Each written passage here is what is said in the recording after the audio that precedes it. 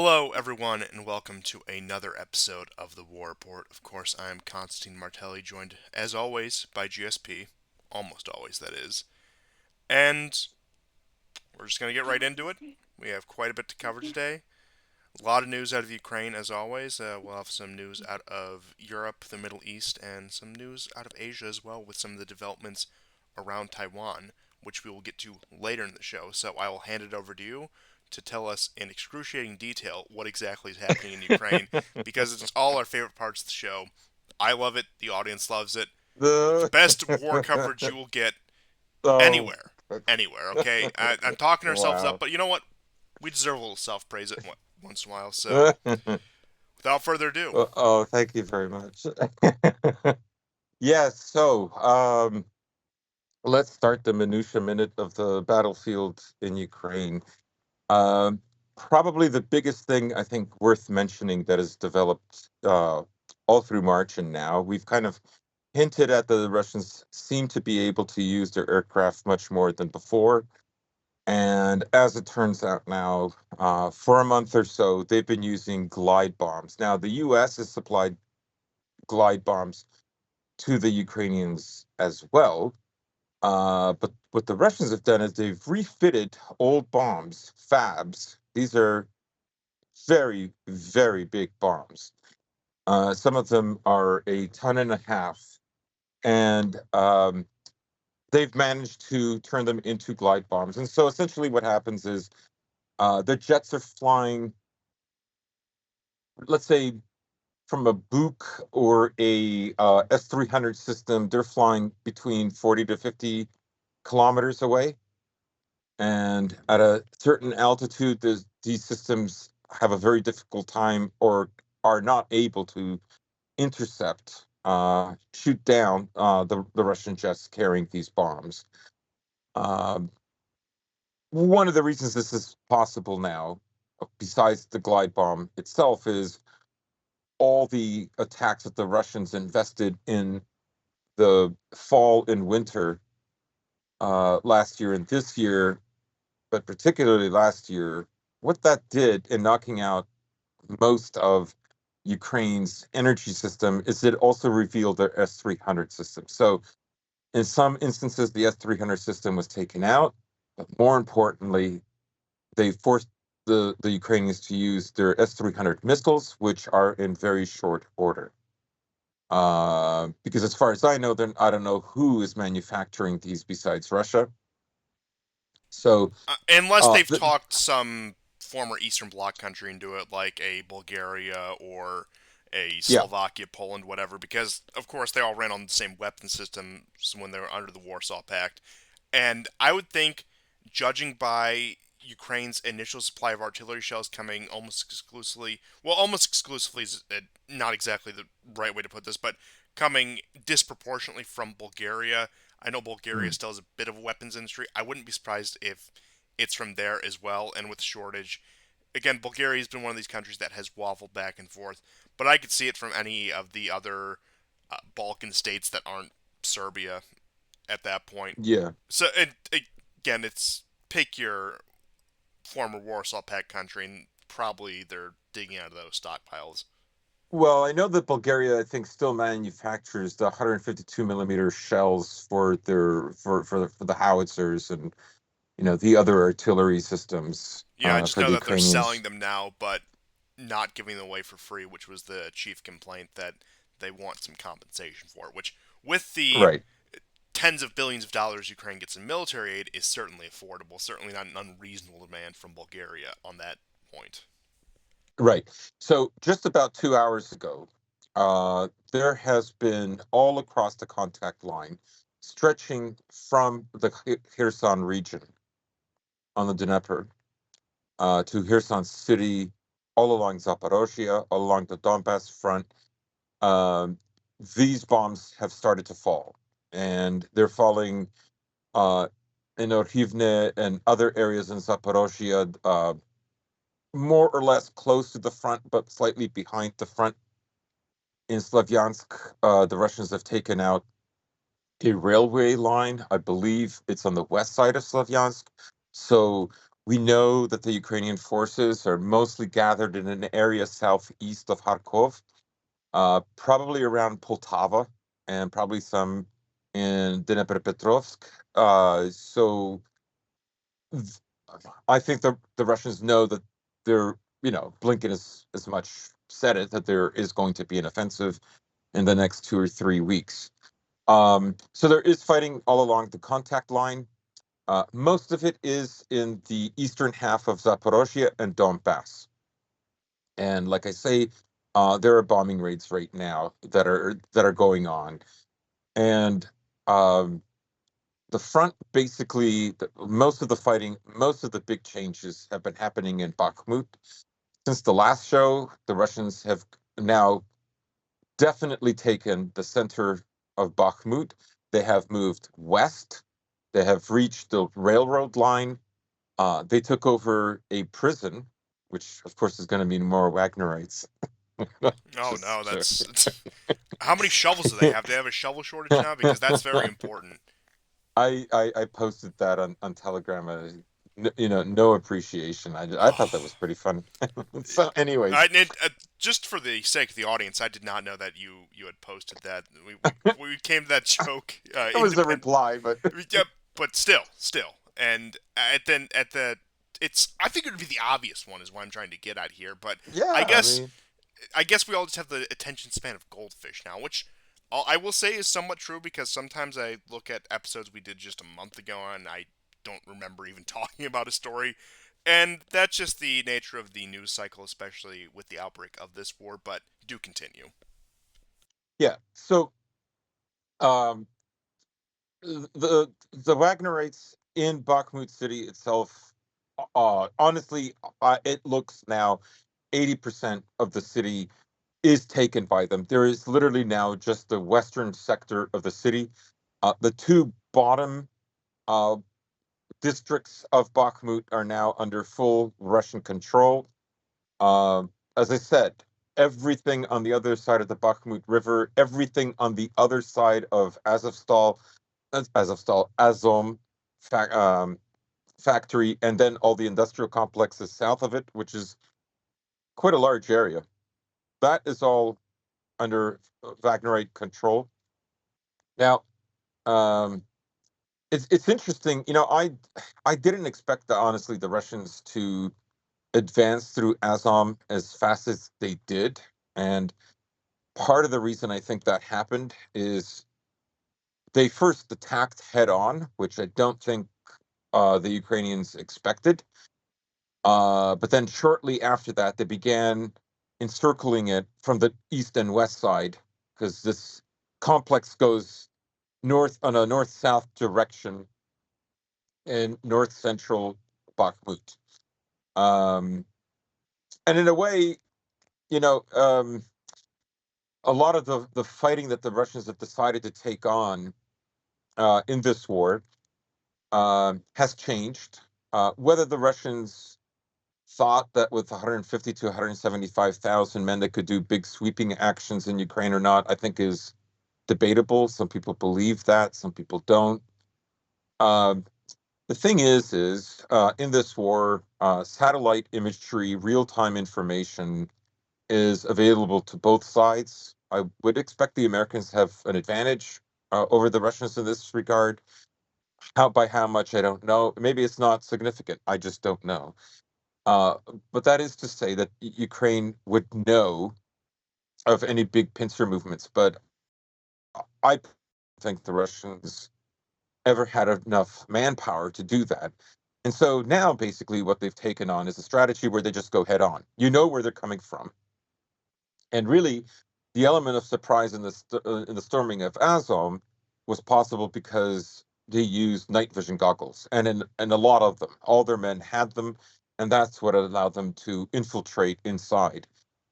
It caught the Ukrainians off guard. It could have been an area that they could have held on to for much longer, but it didn't happen. And then there was that field across on the east side of Azov that was very difficult to take. The Russians were frustrated there for weeks and weeks, but they soon took it. And I think it was this that forced the Ukrainians to come out the southern end. But in any case, more footage from the one muddy road.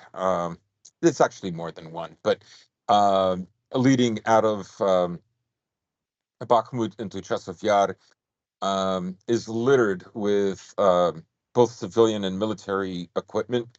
So the the Russians, because it's mostly the Russians that are on the flanks outside of the city that are doing the shelling. That isn't to say that there aren't Wagner troops amongst them, but from what I understand, the Wagner troops are mostly inside the city itself.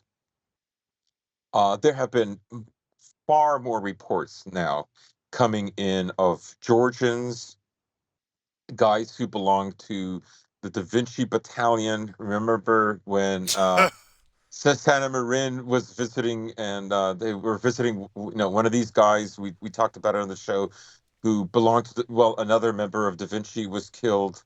Two more Azov members were killed, and there was a report I saw that 40 Georgians from the beginning of 2023 have been killed in Bakhmut. So, um, I also saw a couple of Belarusians were in that as well. yeah, And yeah, also things as far flung as Irish and Portuguese. So it's just the yes, and French. yes. There's been a lot of French volunteers as of late, but it's just the regular grab bag that you would expect, whether that be from the Poles and the Georgians, the Belarusians who were part of the failed 2020 color revolution, and then just a handful of various Western mercenaries, whether that be from France, the Anglosphere, etc., etc.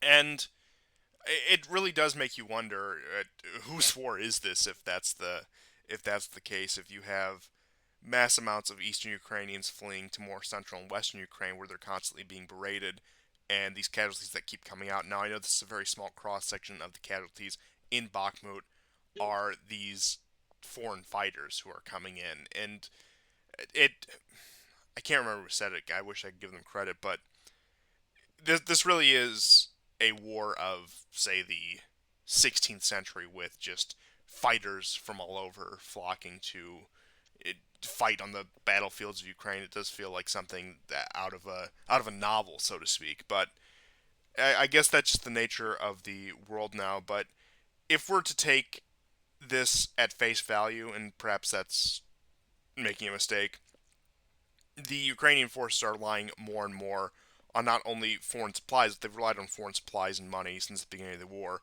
but actual foreign boots on the ground, as it were. Right. An interesting article also appeared. Um,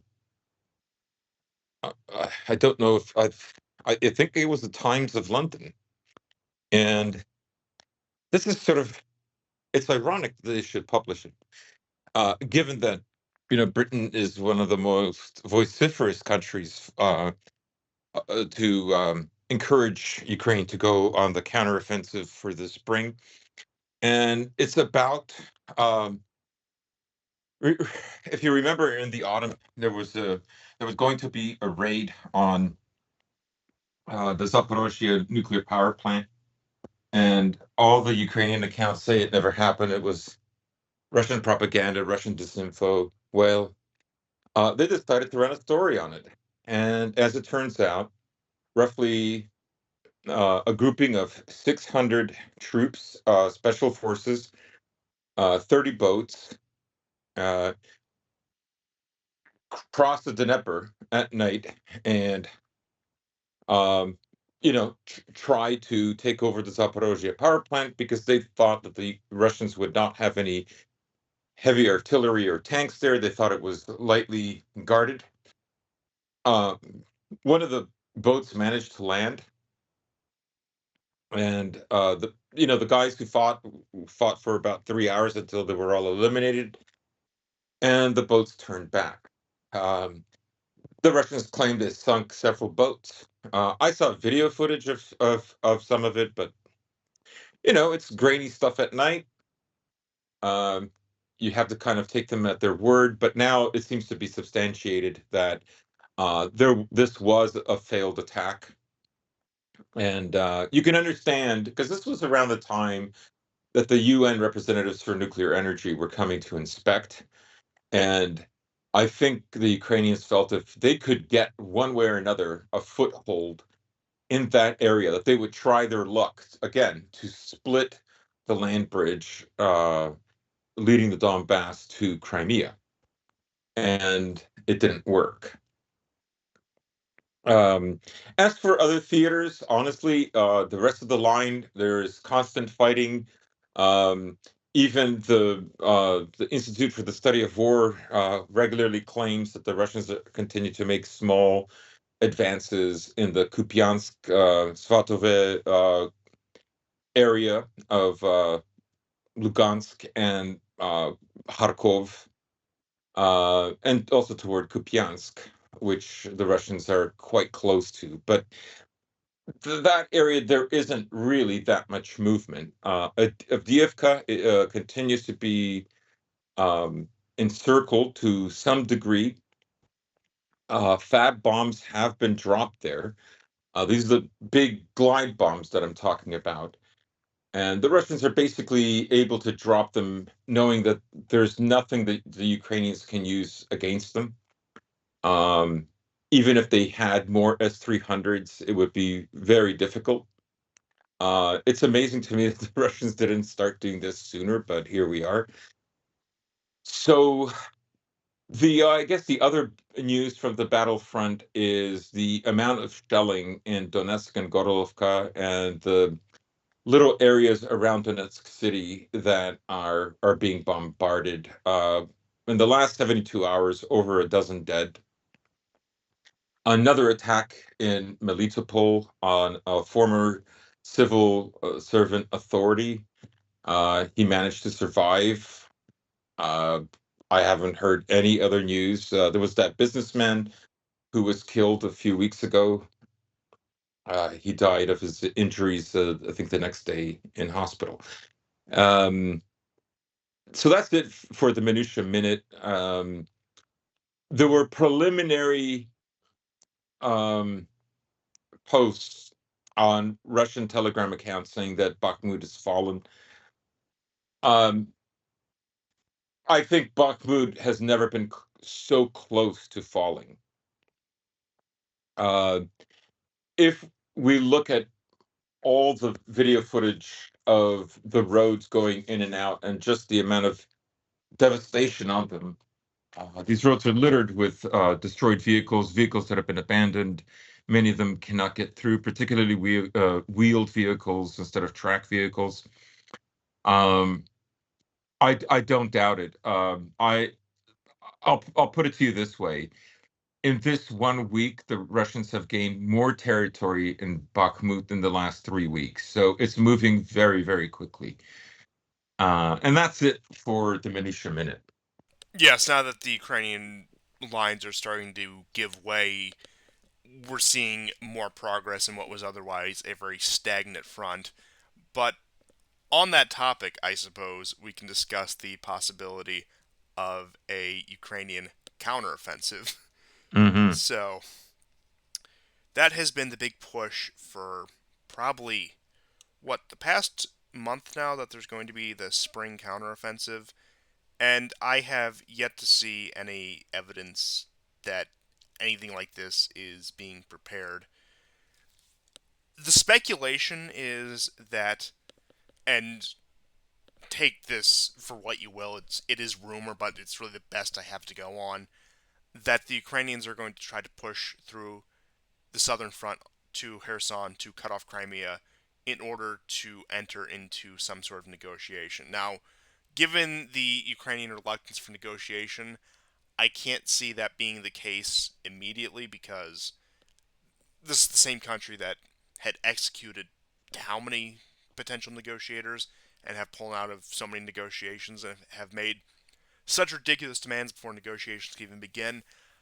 Unless there is major Western pressure, which we will get into, pushing for some sort of negotiation, I really can't see that being the case.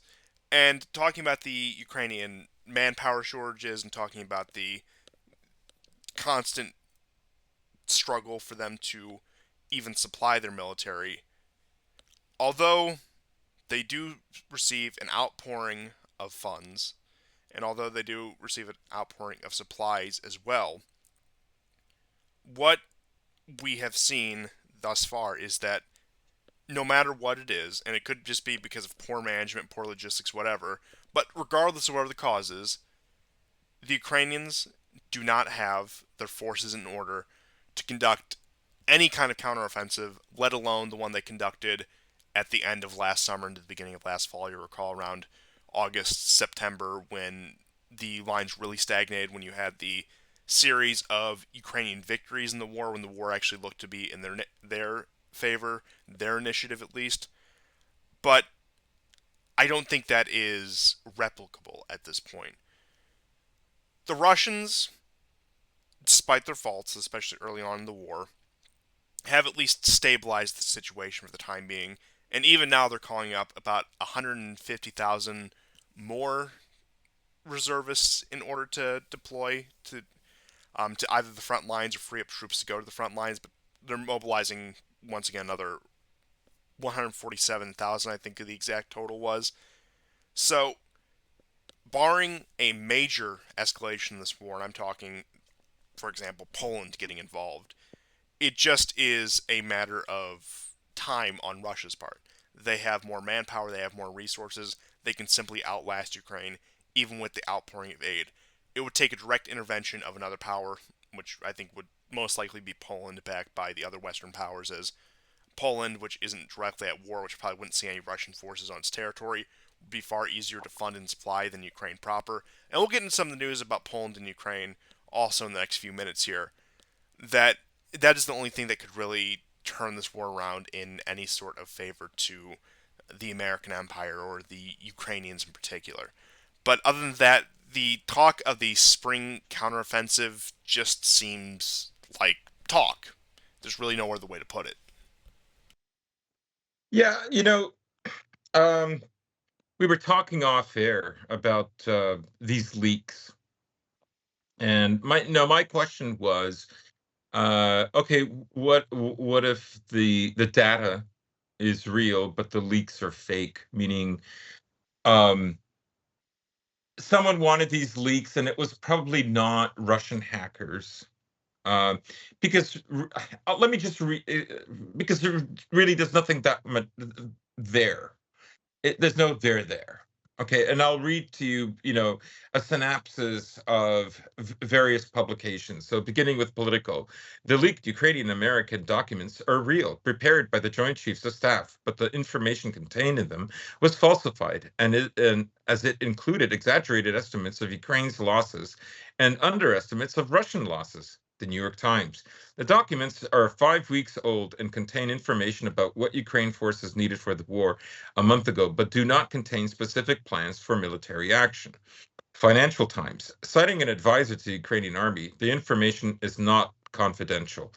Times, Times of London. Although the documents do not contain sensitive information, and it is time and its time is not up to date, the leak represents a serious violation of U.S. intelligence regime and could damage the way intelligence is shared. And then advisory to the president of Ukraine and the main intelligence directorate of Ukraine said the documents are nothing more than a trick and an attempt to divert attention on the part of the Russians. Figures taken are all from open sources. Ironically, I half agree with the Ukrainians.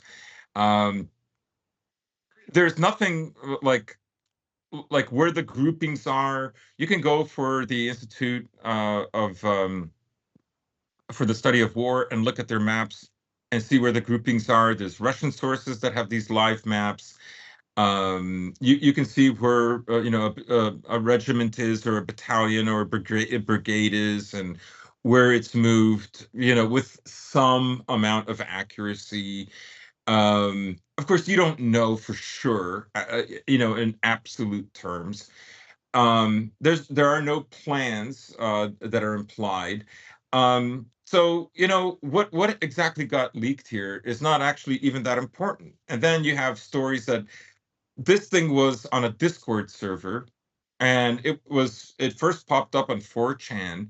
Uh, on March the 1st, and it only gained popularity on Twitter just a few days ago, primarily because there was one version that had Ukrainian losses at just 16,000, and then it shot up to 65 to 70,000, and the Russians was under 70,000, but more than 16. I forget what the figure was. What this sounds like, honestly, is an intentional leak. And the main reason for it was to bring up this idea that no matter how unprepared Ukraine is, and again, take it with a grain of salt, because now we are 6 weeks from when this data first appeared, when at that time it was up to date. That despite losing territory, they've lost very few men, and despite losing a lot of military equipment and having to ask for more and more equipment, don't worry, they've only lost 16,000 men.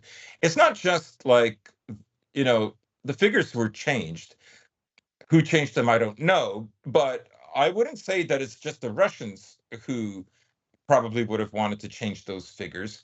I would say it was also Western audiences, because it just doesn't add up. And one of the things that happened in November was Ursula von der Leyen saying that Ukraine had already lost, killed in action, not wounded, killed in action, 100,000 Ukrainian soldiers.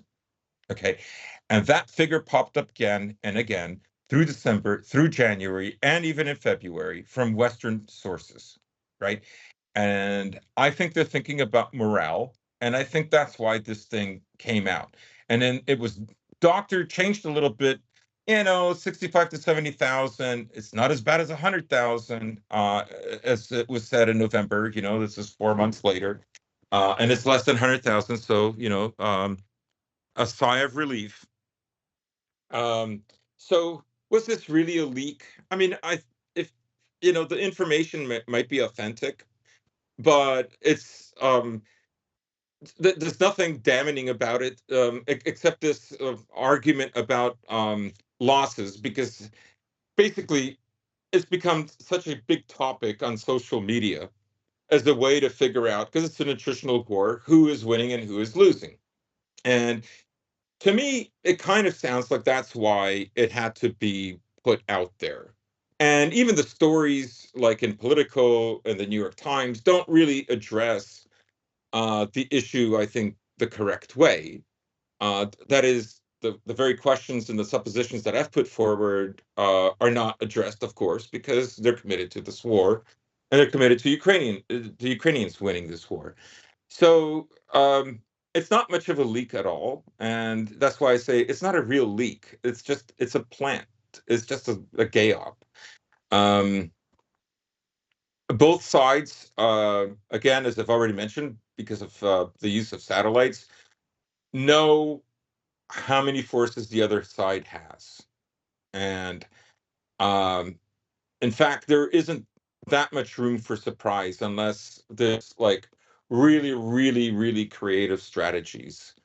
And you can see that the Russians, for instance, initially they might have wanted to encircle Bakhmut in a really big way, but Ukraine sent enough forces to stop that from fully happening. Let's say, I'm not saying that's what the Russians wanted, but it looked maybe that was the case. And for whatever reason, the Russians created this big buffer zone with one way out, which is also a strategy the Russians have used and other armies have used. Um, but then they started focusing on just brute force inside Bakhmut itself, right? So, I don't like there's no plans about what they're going to do. There's nothing really sensitive here. And if you follow the Duran or Russians with Attitude or Brian Berletic or any of the pro-Western, daily geopolitical update places, um, you already know this stuff. This newspaper articles every week telling you, not all the Bradleys are here. This still isn't here. That still isn't here. When are they coming? Like, that's kind of been the theme for like almost an entire year, right? Is Ukraine asking for these armaments to come in bigger amounts and faster? It's almost like on a daily basis you hear this. So I don't know, like, what's the value of this? Again, the only thing is the question of the killed in action, which is very hard to completely prove either way. Now, I did catch the Russians without it to satrap, and um, I think Kirill follows. He mentions on the show that he follows only one like pro-Western source because he thinks he's very objective, and he uses the number of destroyed vehicles to at least figure out how many vehicles have been lost. That can give you an idea of how many men have been lost. Although, again, sometimes these vehicles are abandoned. Um, Sometimes only one crew member makes it out alive. Sometimes all three. Sometimes two. Sometimes it's filled with. We don't always know. It's very hard to verify, And right? that's how you get these estimations that go anywhere from 70K to quarter of a million. So, but Right, I right, mean, extrapolation's good, but it can only do so much. right. Um, we know that tens of thousands of men have died on both sides, and when we look at the fact that the Russians are firing 4 shells for every one Ukrainian shell, and that the shells delivery to Ukraine have been a constant source of agitation and a big problem for Ukraine, um, we can deduce that more Ukrainians have been killed because 80 to 85% of men who have been killed in this war are killed by artillery, not a tank, not a sniper. It's a shell that goes off and sends shrapnel everywhere. So, yeah, I would say it's less important if this information is authentic or not. And again, I have to side with the Ukrainians on this. All of this stuff is like open source available. You hear some of these figures watching any of these popular YouTube geopolitical shows every day. So yeah, it's the question of why was it leaked out? Um, I don't know. You really want to believe that like they can't take care of this detail? No, I think it's because there were too many stories that said minimum the Ukrainians have lost 100,000 men, and that is coming out as Bakhmut is about to fall, And and somebody the correct me if I'm timing of this wrong, is. but Mm, I think it was the Times that put out the Ukrainian demographic pyramid showing just how yes, inverted it had become, where the young men percentage is just completely cratered at this point. And yes, that's, I mean, and that's only for the combat casualties. That's not counting the millions upon millions of people who have left the country either as yeah, migrants or refugees. Just even since the Maidan, if we want to look at numbers since the Maidan, it becomes even worse. I think the numbers before the 2022 Russian military, direct Russian military involvement in Ukraine was something roughly a million a year, going anywhere from Russia to Poland to Western countries, etc. And with the outbreak of war, especially with the excuse of refugee status, that opens up a floodgate to so many who have been meaning to get out of Ukraine anyway, whether they live in one of the areas that's most directly affected by the combat or one of the areas that occasionally sees a missile strike. And this country has had one of the highest emigration rates in Europe since the fall of the Soviet Union, and especially since the Maidan. It was one of the poorest countries in Europe after the Maidan. I think is now taken over as the poorest country, even over, say, Moldova at this point.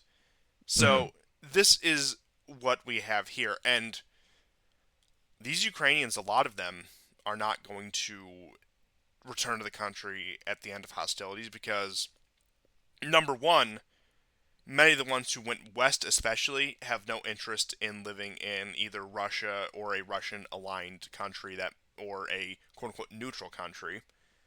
Number two, they've wanted to come westward anyway. And the most resettlement you'll get is from the Ukrainian populations that have gone to Russia. That these people from the Donbass who fled anywhere from 2014 to present day will return to their homes at that point.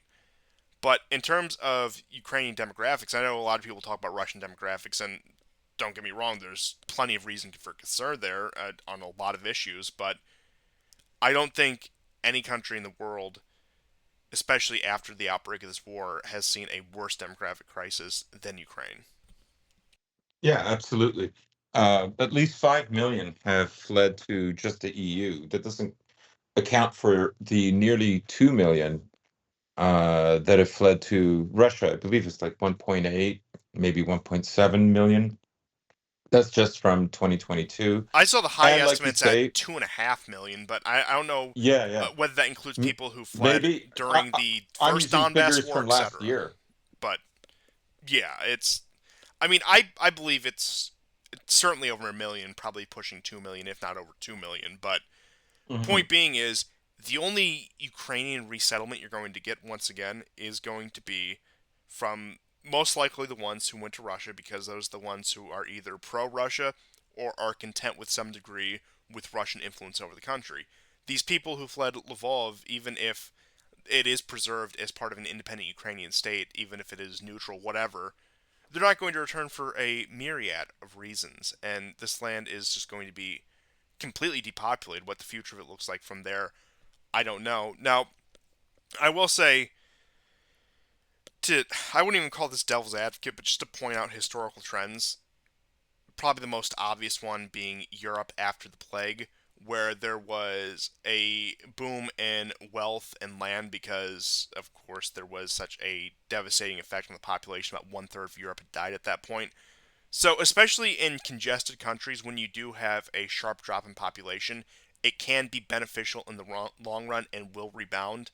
And that's actually a theory I have for Hmm. a lot of nations right now that currently have very poor birth rates. That a lot of these places have very high population density. So, when, of course, the older population ages out and goes the way of dinosaur, to put it politely, it'll open up more land, more resources, etc. Which it's just a little interesting demographic factoid to keep track of.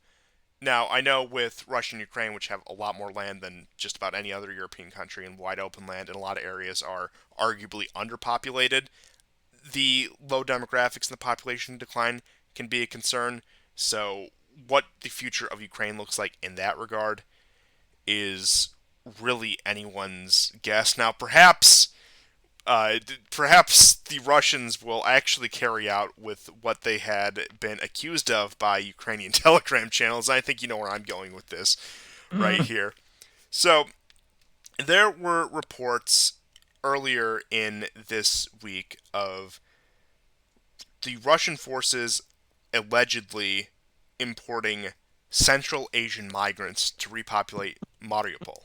Now, mind you, most of the people who had fled from Mariupol, well, maybe most is a bit of an exaggeration, but a significant chunk of the civilian population of Mariupol fled to either Russian held areas or Russia proper. And so far, the actual resettlement is being done by them.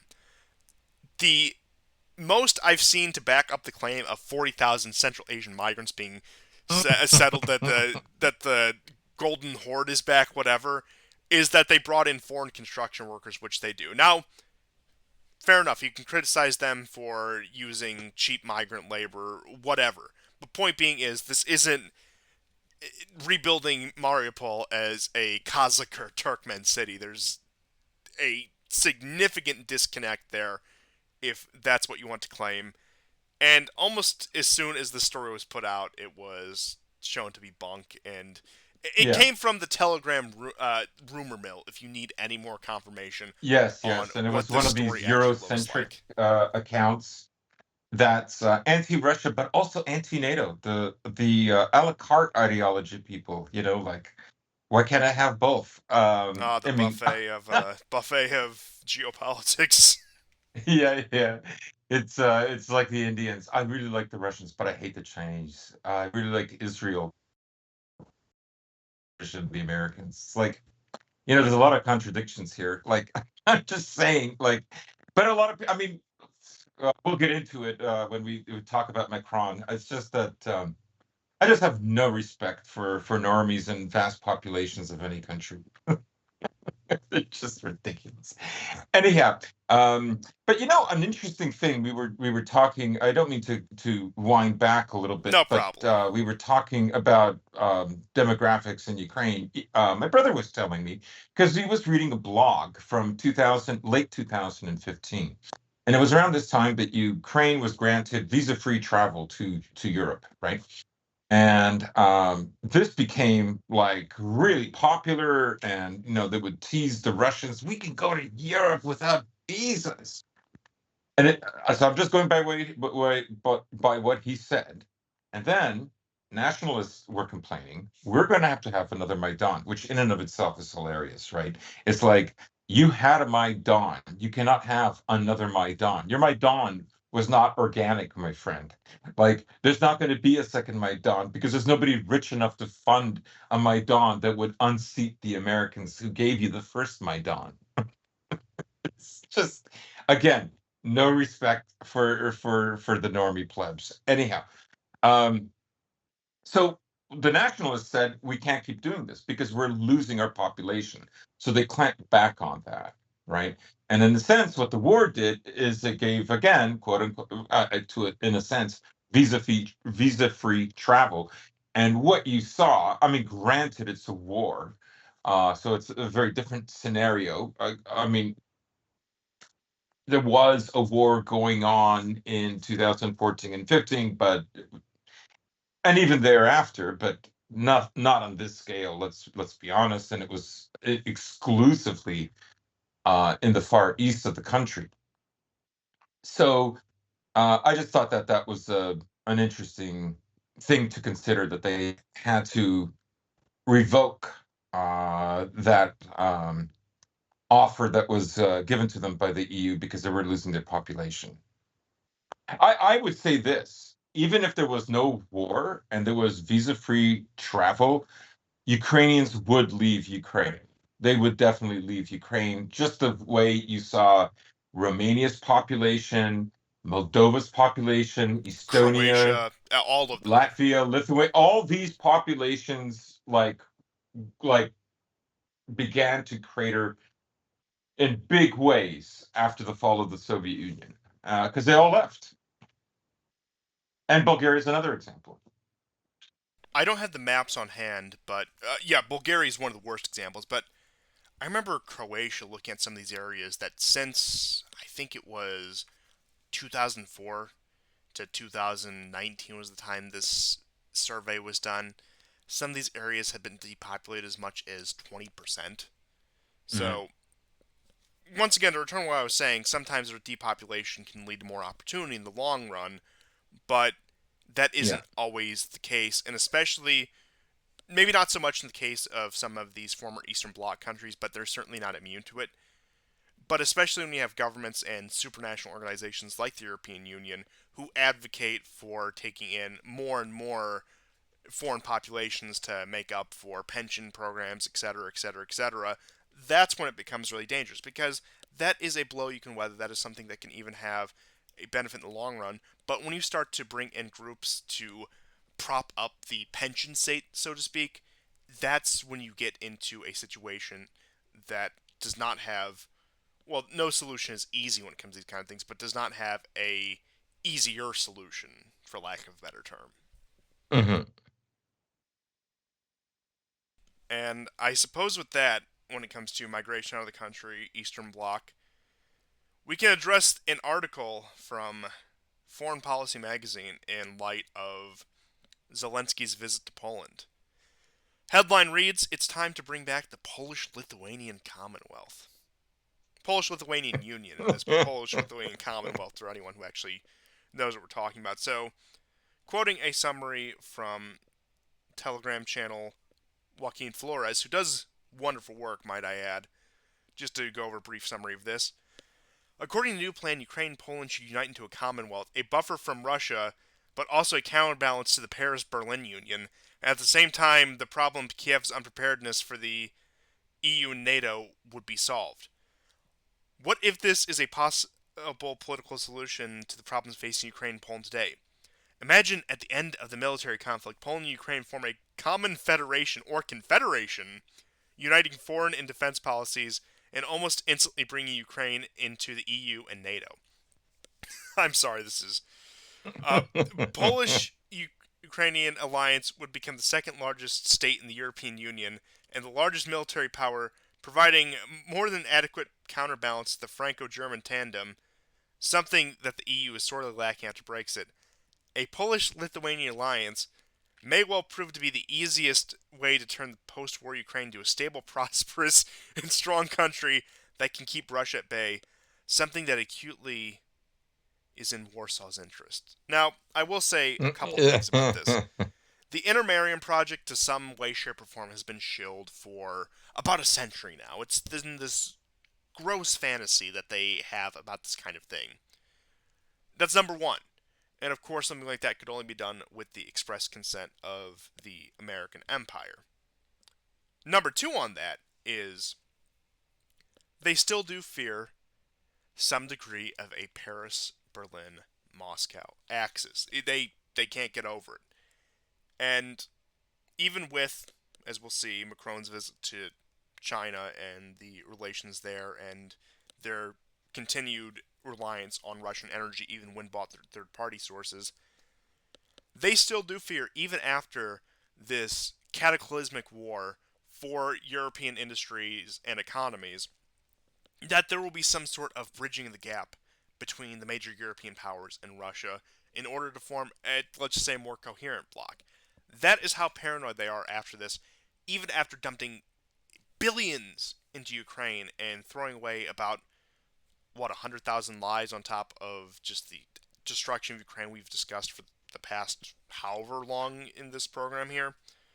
But after all of that, the foreign policy planners out of Washington are still not convinced that this is going to be enough, that they need intermarrying, that they need some sort of giant buffer state to keep both the Russians and the pesky krauts and frogs at bay.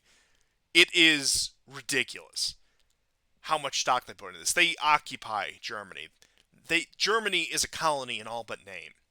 France has its moments of independence, but frankly, when up against the American Empire and its proxies, would fold, and we've seen them fold before. And Yeah. the rest of Europe is an afterthought without France and Germany. And the UK is not even worth mentioning at this point. But they are so paranoid about the situation on the European continent, taking even a slightly unfavorable turn to the interests of the American Empire, that they are willing to Frankenstein together a Polish Ukrainian union. It's it's out of the wildest dreams of Anglo foreign policy planners in the aftermath of World War One. This is how absurd this is. And I don't know if something like this would ever happen. I don't think something like this could ever happen. I could see some sort of joint cooperation between Poland and Ukraine in order to secure their defense, whatever, make Ukraine into a NATO and European Union member in all but name, something like that, via cooperation with Poland. But the idea of pushing this, I mean, they've talked about this since the beginning of the war. I remember we did an episode back in March of 2022, May of 2022, excuse me, talking about this exact concept with a further Polish entrenchment into Ukraine. And that also does bring up the question, how much latent nationalism on the question of Western Ukraine or Eastern Poland, the Galicia region, still exists in Poland? Because let's just say they were to go through with any degree of this integration, and you had Polish military, commerce, and law enforcement able to operate somewhere like Volyn. What is to stop ethnic tensions from flaring up between the two? I mean, we're only a few generations removed from the Volyn massacres and Yeah. the just Well, I mean, chaos that that's was. where all the Bandera monuments are. Yes, That's where they celebrate Bandera, and I mean, I don't know, or I mean, if you read Twitter, if you read Telegram, you know, at the moment, Poles believe that. I mean, there's a portion of Poles who believe that they're just going to have to, plug their nose and put up with it for now as long as the war is there, because they are given their history with Russia, they are afraid of Russia, and they will just have to endure this. But should the war stop and Poland has some kind of let's say governmental authority over this region, let's see you take away the Bandera monuments. Like, let's see what happens if you do that. Because they're not going to stop celebrating him. They're not going to apologize for Volin. They've never allowed you to dig up the graves, and they're never going to allow you, except, of course, if you become the authority and Ukraine becomes a protectorate, you could possibly have uh, the authority to dig up those graves under those conditions, right? Yes, It absolutely. raises a great point because that would start trouble again. Um, I mean, I can see why there would be people who would be in favor of that, but would I don't really think the U.S. would be in favor of this.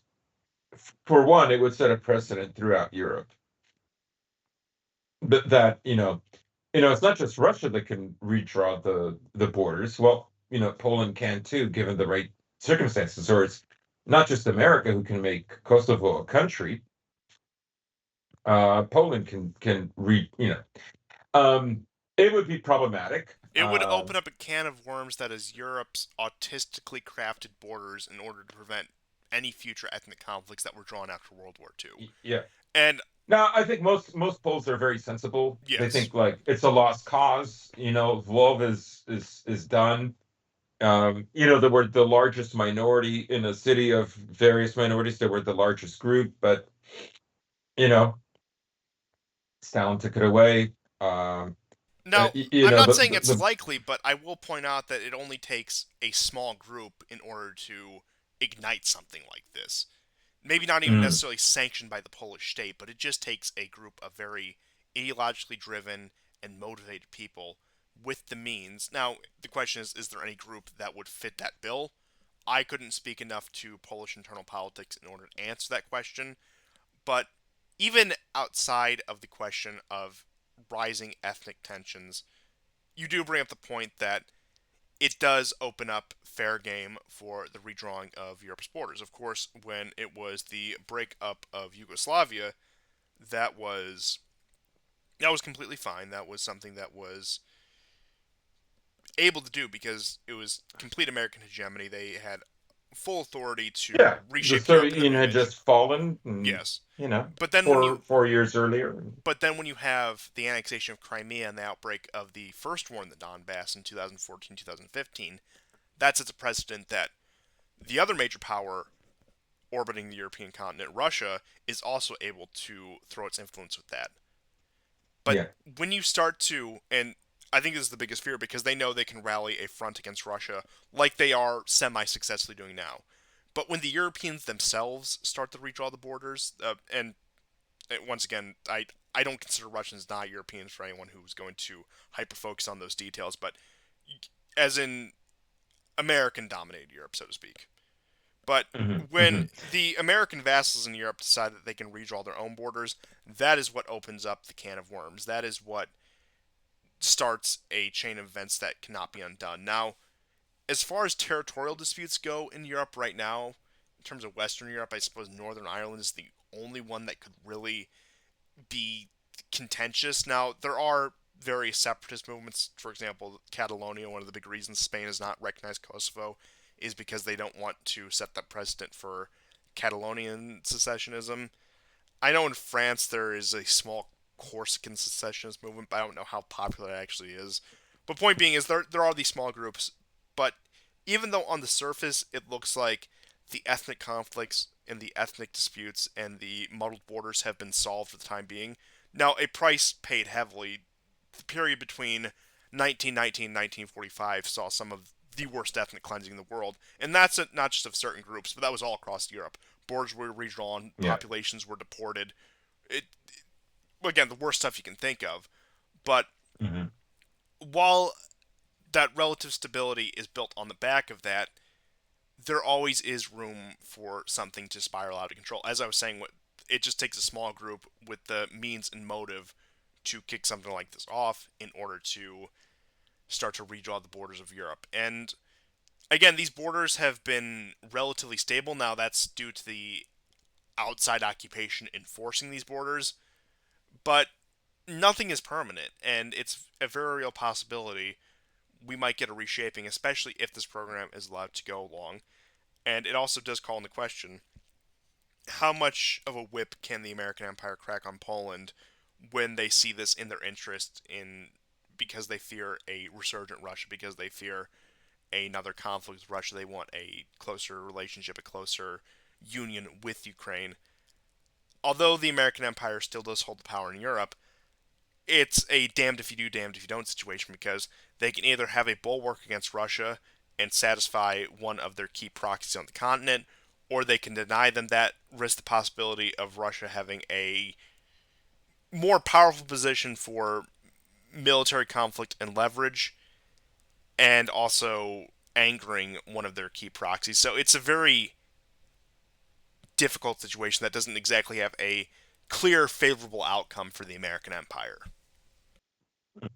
Well, I don't want to read the tea leaves in the future by looking into the past, but um, the Russians, the Soviets, uh, it urged the Poles prior to Operation Barbarossa to sign a pact with with the Soviet Union because they were convinced that the Germans were going to invade Poland, and then after Poland they would invade the Soviet Union. Now, of course, I understand the war in 1920, and a lot of Ukrainians fought against the Poles then because Galicia even then was an issue. But the Poles refused, and they said, "No, we're only going to make a pact with the French and the British." And essentially, Stalin said the French and the British aren't going to protect you. Well, we kind of know how things went after that. And, the war is over. And you have these horrible stories of very brave Poles who fought, uh, as an army in exile.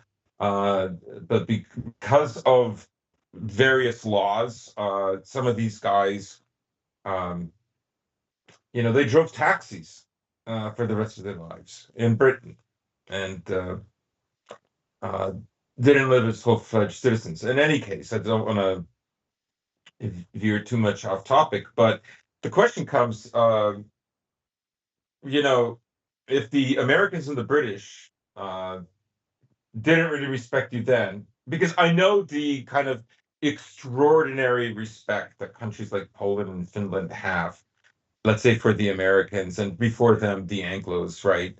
Like we would rather be like under your power than the Russian power. Um,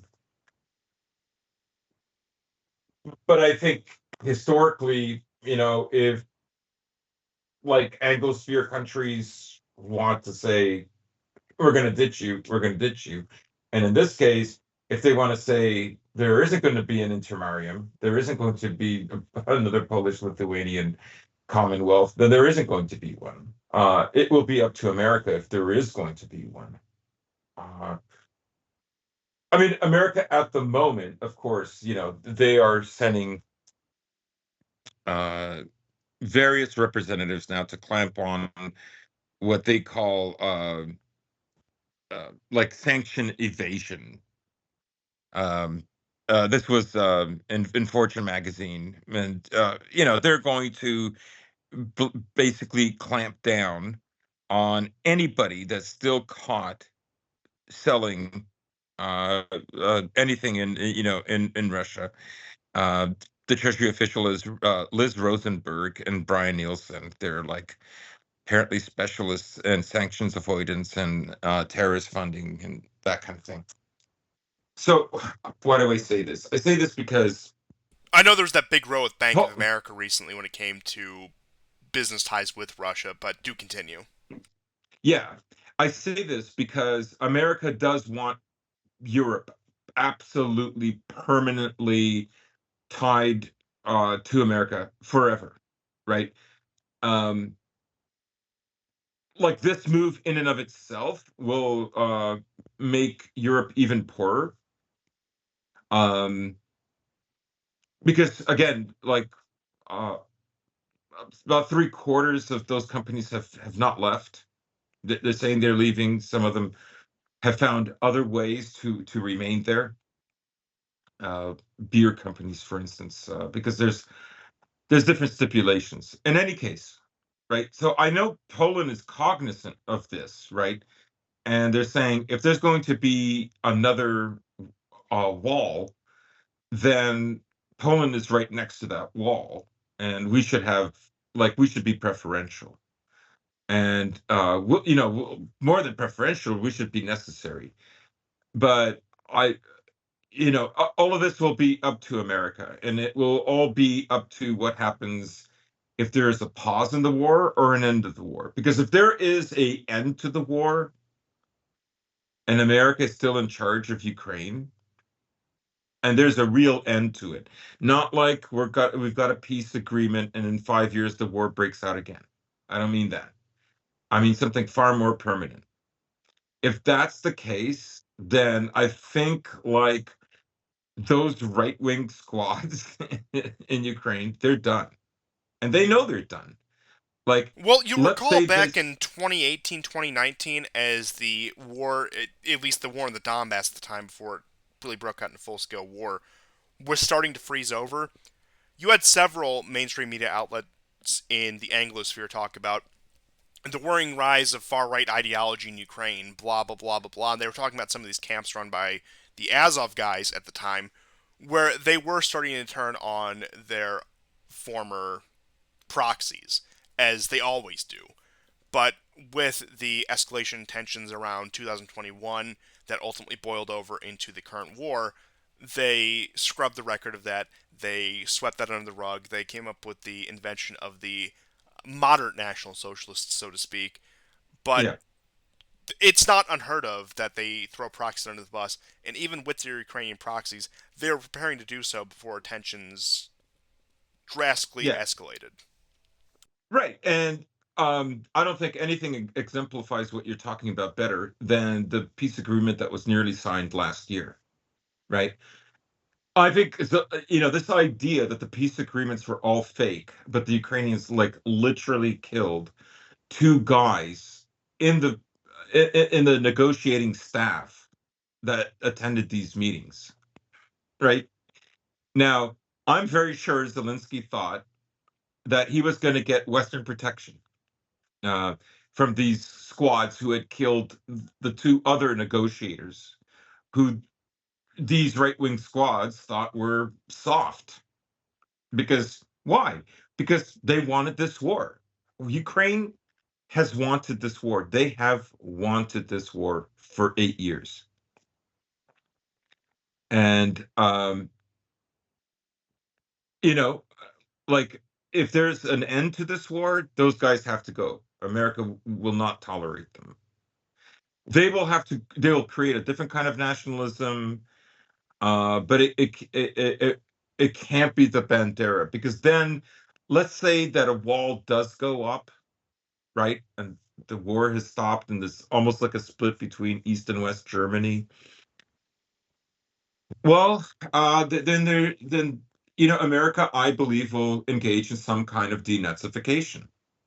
I mean, the Because best you know possible what their outcome for these ideology is, right? people, You know what the American ideology is. It cannot tolerate these groups unless these groups are focused on an American enemy. of course. Whether you're talking about ISIS or and I don't mean to I'm not trying to demonize. Of course, you and I are nationalists. We're not trying to demonize nationalism here for people who have never heard of our show before or are fairly new to the program. But I'm just saying, as a value-free judgment, that's what will happen, The best right? possible outcome for these guys is they end up working for whatever Eric Prince is calling his mercenary company now. That is the best possible outcome for any of these guys, and they get put in some Horn of Africa position guarding oil tankers or whatever. Other than that, these people are going to be cast to the side. They may be imprisoned. They may face legal charges from whatever puppet government. Maybe they'll bring back the ICC. Maybe they'll be bunkmates with Putin in the Hague. Who knows? But it's this kind of stuff that I think you're touching exactly on. That once these people have served their purpose, much like the Islamic extremists of the 1980s became the enemies of the wars of the 2000s, and how many more examples do I need to go on? Much how the Vietnamese guerrillas, the Southeast Asian guerrillas of World War II, became the enemy when we intervened in Vietnam, etc., etc., etc. There's a million and a half examples of these. They will be Yeah. cast aside.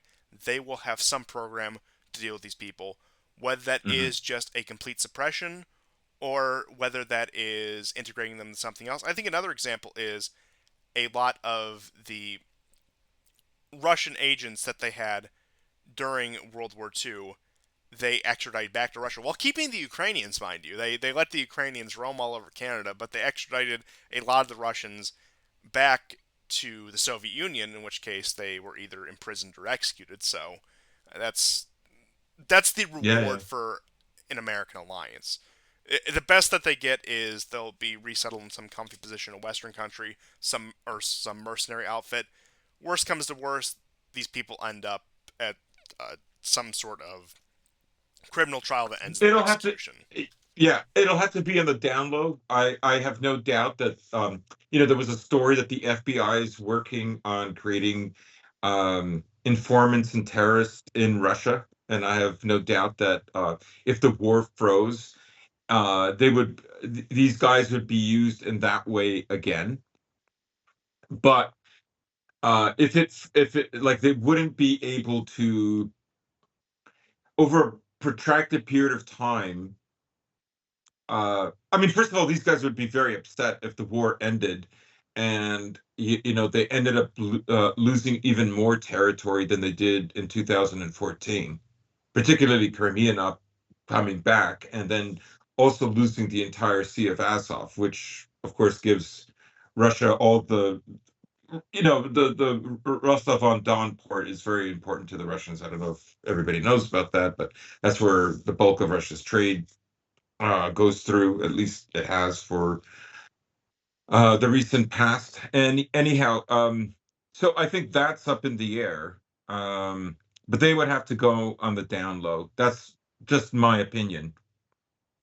Um, because if there's a calm, I think that what will happen is, as you pointed out, that once the war in Donbass became calm, that there were always skirmishes, but once the real hot fighting ended, you saw those articles where they were, talking about the neo-Nazis there, right? And why? Well, because Trump got elected, first of all. But even before Trump got elected, you saw these articles coming out. They were always there, but 2016 when Obama was the president and so on. So I would probably expect something similar will happen because demographically, Europe, 8 years, 9 years later, is even more diverse than it was 8 or 9 years ago, and there'll be less tolerance for it.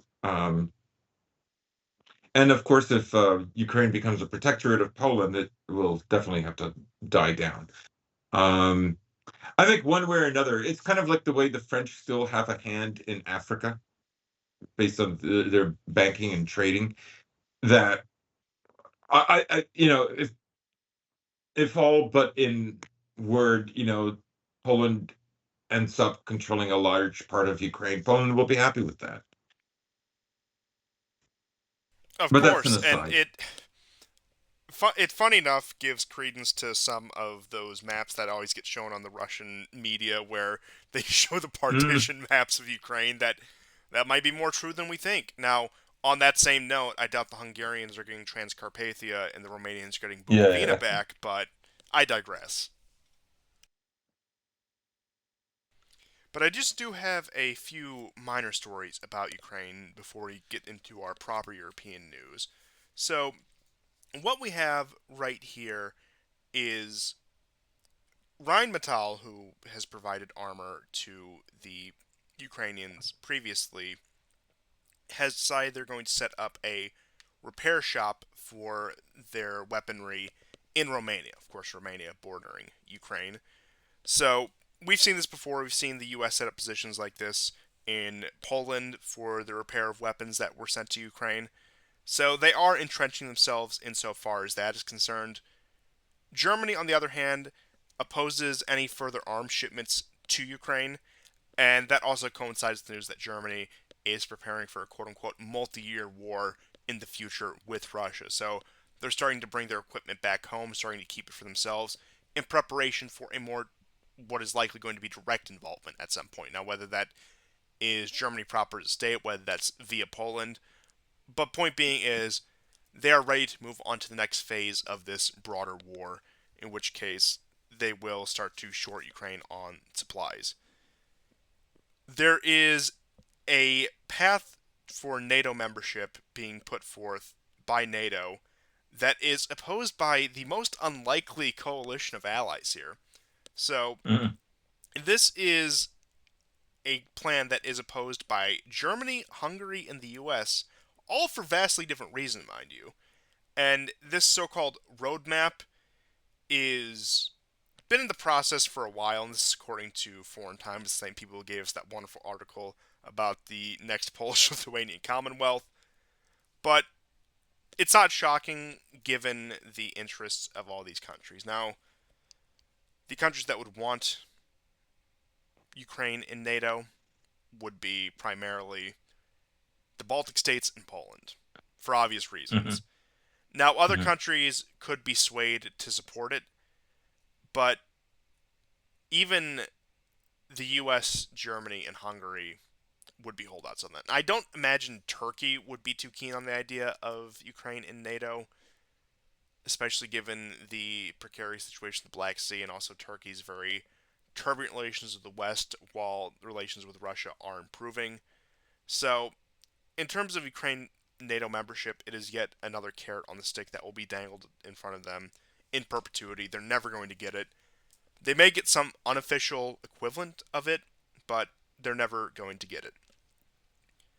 No, because The that would force America to go to war with oh Russia, yes, and and America doesn't want to do that.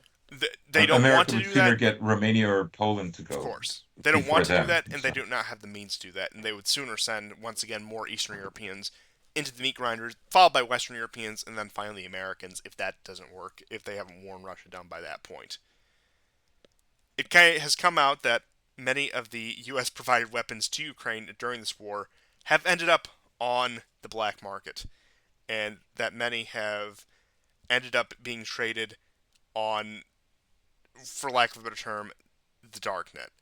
Now, a lot of this is small arms such as M4 assault rifles, automatic pistols, even the vaunted javelin systems, oh. and it's anywhere from these online stores you can buy armor plates, sniper rifles, machine guns, grenades, etc., etc. And this is from the Telegram channel Ukraine Leaks English edition, so take that for what you will. But this is not the first case we've had of Ukrainian weapons ending up on the black market after having been provided by the U.S. or by whoever else. I think the most recent scandal was the cartels in Mexico ended up with Ukrainian weapons. And look, I'm no shill for Ronald Reagan, don't get me wrong, but the U.S. policy of sending arms abroad, anywhere from Obama's Fast and Furious to the arms shipments to rebels in Syria, Yemen, etc., to, of course, most recently the Ukraine war, puts Iran Contra to shame. It looks like a non event in light of Mhm. this. And you'll notice that they've even stopped talking about that recently because it draws too much attention. That although Reagan got caught doing it, and perhaps they had their ulterior motives against Reagan because he was, dare A I say, Republican. yeah, he was Republican and semi anti-establishment. I hate the Trump Reagan comparisons, but I will give credit insofar as although he didn't necessarily represent the middle American, he was a an indirect voice for them that they supported him for the same reason that they say support Trump. Now, the delivery of that policy was certainly completely botched and probably never even intended to be delivered properly in the first place, but it speaks to the same sort of mentality among the American population. But even they have stopped talking about scandals like Iran Contra because it just brings attention to the fact that that's just run of the mill U.S. foreign policy at this point. And this is going to continue, especially as tensions in Taiwan pick up. I can only imagine with those arms going on to the Asian market, that's going to be even more of a disaster than when they go on to the European black market and end up elsewhere because, I mean, you have Southeast Asia right next door. Now, while there are stable countries there, you also do have countries like Thailand there. I know Thailand has had its problems. You have the Philippines, a much less stable part of the world than, say, Europe or even Eastern Europe at that point. So it's only inevitable that we will get more scandals like this, that American arms will be funneled across the world. And I know hypocrisy counts for nothing, but Joe Biden lecturing you on why you can't have a third round magazine while sending weapons that end up on the black market. This is the kind of policy that you've just come to expect from Washington, D.C. at this point. Can any of us really say we are surprised, though? Mhm. Yeah, in many ways, the Reagan administration, and in the same way, I would say just generally American foreign policy over the last 30 years ruined its own reputation. And now, um, the chickens are coming home to roost. I would say that in a similar way, that's what the Republican Party did, particularly beginning with Reagan. I'm not going to criticize Reagan for all the stuff that Lips criticized him during the 80s. I remember all of that. What I'm saying is this, like, for instance, they convinced the Iranians to hold up the hostages so that Jimmy Carter would lose the election because they were still hostage. And then they work with the Iranians later with the Iran Contra stuff. And they lied about it. In many ways, they burned their reputation. And then George Bush Sr. took over, and then his son was the next president. It destroyed their reputation, really, in a similar way that America's destroyed its international reputation And that's over after a over the decade last 30 after years. the prestige of the office of president was destroyed by the Watergate scandal. Because even before then, there was at home and abroad an idea that, well, if somebody's the president of the United States, then clearly there's somebody. Even if I detest what they do and what they stand for, clearly they have weight to throw around. But then Watergate, which we all know was pretty much a coup, for being honest, because Nixon Yeah, was yeah. too pragmatic on the issue of foreign policy. Maybe have actually accomplished something reasonable in his term, but that was a coup that degraded the prestige and integrity of the presidential office. Then you had the incompetent administrations of Ford and Carter, followed by all the stuff we just discussed with Reagan and the Bushes, including both Bush Jr. and Bush Sr. Bill Clinton was a brief bright spot that was able to do some quote unquote bipartisan work that restored some prestige to the office and some prestige to the Americans, especially in the wake of the fall of the Soviet Union. There was that. But after Bush 2, it just became a state of terminal decline in terms of the amount of influence, prestige, and respect the office of the U.S. president has commanded to the point where we are today. Mhm. Well, I suppose with all that being said, we do have the attacks in St. Petersburg, which you were briefly filling me in on if you want to take over from here. Yeah. So I was listening to the Russians with Attitude, etc. And there were some very interesting discoveries, primarily with the woman Trepova that committed the terrorist attack in St. Petersburg. It turns out she had an Instagram account and an Anon Instagram account, and the Anon Instagram account was a um, a kind of quasi patriotic account. She had befriended people connected to Tartarsky. That's not his real name. His real name was Maxim Fomin. That's just the name that he went by. And in order to ingratiate herself and win over their trust. So she was doing this for quite a while. Now, shortly before the attack, she deleted that account, but her other account, her main account, that showed all her arts and crafts that she did, including statuettes. So the bomb was placed inside of a statuette that was given to Maxime, and that's what killed him and injured something like 30 other people. I think there's still 6 or 8 people that are still in hospital. Um, there's video footage of her going up to an apartment that was set aside for her, or sorry, it was a friend's apartment. She's smiling. She's not innocent. I think it's weird because you see in the video that she gets quite close, but she's also like doesn't want to get too close. She says that she's shy at one point. But she is in the room when the bomb goes off, and but she's by the window and not up where he is. And I don't know if you've seen the video.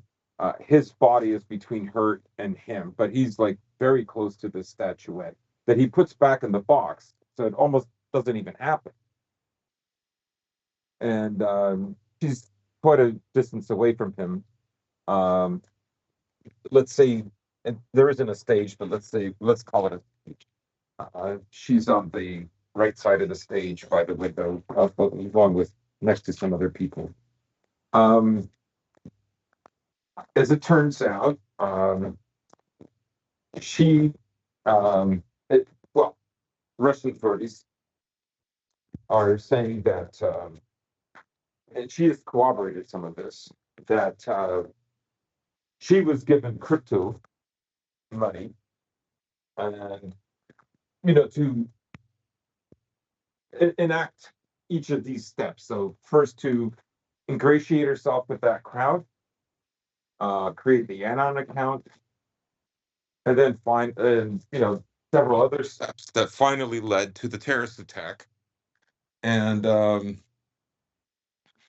um, so it was kind of like a video game. You get these little prizes for each little thing that you do for the SBU in Ukraine. Her and her husband were both Navalny supporters. They were, at least I know that her husband was arrested during the protests last February 2022, after the war broke out. Um, he's apparently also belongs to a Russian libertarian party. Wow. I guess anarcho-libertarian then. He's not in the country, so he has fled. Today, Maxime was buried, and Prigozhin, who was a friend of Maxime, attended the funeral. Um, he has offered the family funds to pay for them, till like their last day on Earth. So he's going to support their family. Interestingly, um, the mother has said that she has already forgiven them and that her son is in heaven. He is, and there are videos of Maxime, I think the night before leaving church, and talking about fasting and why fasting is important and so on and so on. Now, look, Maxime, he grew up in Donbass. He was in jail for armed robbery. The war broke out and he he escaped, essentially. And all of that was forgotten, but this is the wild east of of Russia and Ukraine, whatever you want to call it. So yeah, he does have a checkered past. He was in the Vostok battalion, and he was one of those fighters. Um, but for this war, he sat out. He was a war correspondent, and I did actually follow his channel, but I found him incredibly blackpilling, like different than, but similar to uh, Strelkov. Like there's a lot of these accounts that are just absolutely, and I'm by nature very blackpilling as well. So Yeah, if you've listened to the I show didn't. for any period of time, you know this guy is your chief pessimist, and you can track the evolution over time that how much that has rubbed off on yours truly. So you know, but he had he had good criticisms of about the way the war was conducted, but um, in any case, there was a huge turnout for him, and I mean he is going to be well remembered. I Earl Grey is also has also made it on the um, what is it, the Yeah, Mirotvorets, Mierovitz. yeah, the Mirotvorets website, which is run out of Virginia of all places, eh? Um, that's nice. Yeah, I'm Uh, sure it's just a uh, cozy little mountain town, not so- Langley or anything. yeah, I think I'm pretty sure Scott Ritter is on that as well, including a BBC journalist that was in Crimea. He interviewed way too many people that said, "Of course, Crimea is Russia. I'm happy to be here. I would never, if we support the war. We never want to be part of Ukraine again." You know, the real question is, You- are we on so the he ended up Mierovitz on list? this with that. Do you think we're on the Mierovitz list? I wish. And the question is, it's not a matter of if rather than when. When are we gonna get our day? Oh no, I guess I can't travel to Ukraine. I guess the SBU is out for me. Yeah. So, I mean, that was interesting. I thought that was worth noting about him. It's certainly a lot more information, but this all this information is open um, in Russian sources. And good on Kirill for looking into this right away. He got it before all these accounts on Instagram were deleted. So yeah, so that's what we know about her. I think her case is not going to happen until July. Now, women in Russia cannot um, they cannot be imprisoned for life. Oh, the simps. And so unless the law changes, she's only going to get 20 years. But there are people clamoring that the death penalty has to be reinstated, and punishment for women committing terrorist attacks must go up. Um, the Russians have already dealt with this. You know, when I remember with the theater, the Chechens when they took over the theater in Moscow. Back then, they were a lot more brutal. They literally found the family members, they killed them, they gutted a pig, and then they threw the body in the pig to terrify what would happen to them. Some of them still blew themselves up. There's the school, of course, that they killed something like over 200 children. Funny enough, the my first visit to Moscow, I stayed at a hostel that was close to a church that had a monument to those children. Uh, so they remember, and I think there's been quite a bit of, the Chechen issue is resolved in Russia, and now we have this other issue, and of course the FBI is going to, I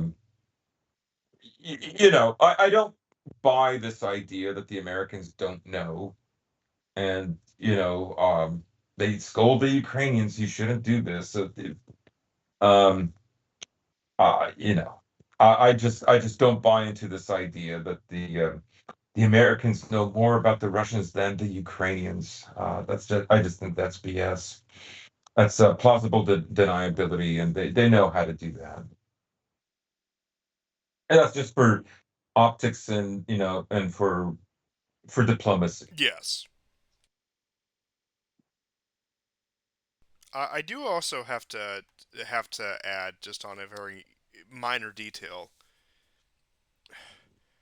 if not for the circumstance of this current case, in principle, it is very funny that the Russian law says well, women don't know any better.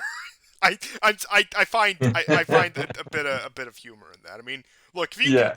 if you can consistently apply that principle, I personally think it's great for society. But I'll digress on that point. But if you're gonna pick and choose things, that's when things start to fall apart. But I'll I'll digress on that point for now. But what I do have is some news about the grain deal, and that is the ongoing grain deal that has been between Turkey, Russia, and Ukraine in order to move grain and fertilizer through the Black Sea to the rest of the world, most of which would be in the Middle East and Africa and other, let's say, less developed parts of the world that very critically rely on these foreign exports in order to even keep their populations fed, just down to the most basic needs, getting even beyond the energy needs of, say, Europe or the rest of the world.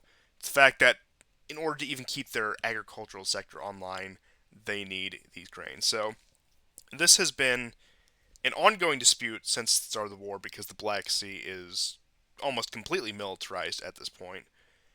And according to RT, the Russians are sounding the alarm, as they put it, over the grain deal. So, as part of the UN and Turkey brokered grain deal with Ukraine regarding Russian agricultural exports, it's still not working as it's supposed to. Moscow's permanent representative of the UN, Vasily Nebezhny, has said. At a press conference, Nebezhny stated, quote, "We have not a single grain exported according to the memorandum of Russia and the UN, the second part of the deal.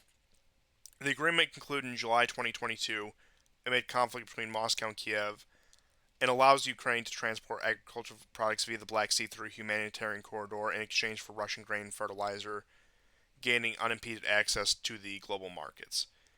But there has been an update on that despite the stalemate with this. So Ankara has agreed with Moscow on the issue of removing obstacles to grain and fertilizer supplies from Russia, and this is from the Turkish Foreign Minister Kasavolu. So he was in talks with Sergei Lavrov over the issue, and they held a and he and Cavusoglu held a press conference after their talks, and the sides expect to discuss energy issues as well as the situation around Ukraine, as well as the implementation of the grain deal.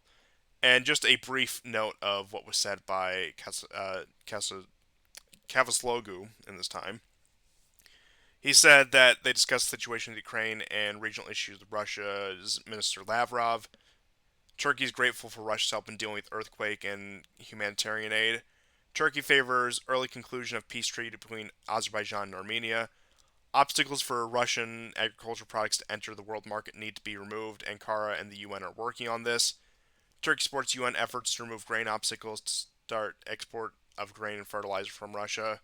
Kasavalu announced the opening of a joint Russian-Turkish nuclear power plant project on April 27th, and Turkey is expecting a large number of tourists from Russia in 2023. So, at least on the surface, relations between Turkey and Russia seem to be taking a massive improvement in light of not only the war, but even recent events such as the earthquake. And as we had touched on when the earthquake had first happened, that the countries that capitalize on this will see an immense return on investment when it comes to leverage and influence over Turkey and its very geographically significant location and its very much its role to play the middleman between the West and Russia. And it looks like thus far, at least insofar as the Turkish state acknowledges, that Russia has taken the initiative on that. The U.S. has lagged behind, and we all know, we can very easily guess with, I would say, a roughly 90% certainty just to slap a figure on it. The U.S. goal right now is to drive Erdogan out of office during the elections next month using his botched response to the earthquake crisis. Now, the earthquake crisis has had a monumental uphill battle when it comes to solving the issues there. And it does seem that the U.S. is intending on exasperating these issues, whereas Russia, who, at least for the time being, is more interested in seeing Erdogan stay in power, are more interested in actually aiding the current government. So, once again, a lot of news about Turkey comes down to the fact that they will have an election next month, and the outcome of that election will tell us everything we need to know.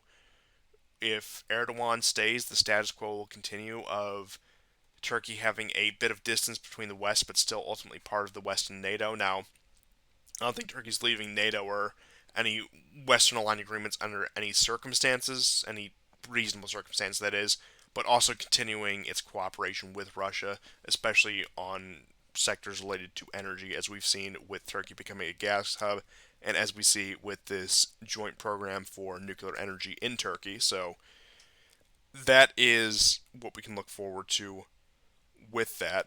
But in the event that we see an opposition sweep of the elections, the situation for Russia in the Black Sea and in general is going to become much more contentious.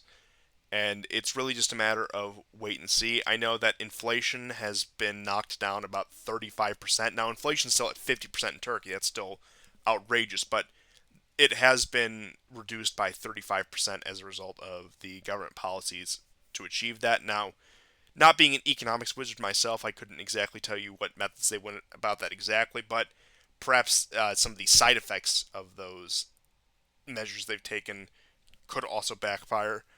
But for the time being, I really couldn't give you a a strong prediction on the Turkish election because I still am not sure who the main opposition is here. I'm still not sure what exactly we're looking at when it comes to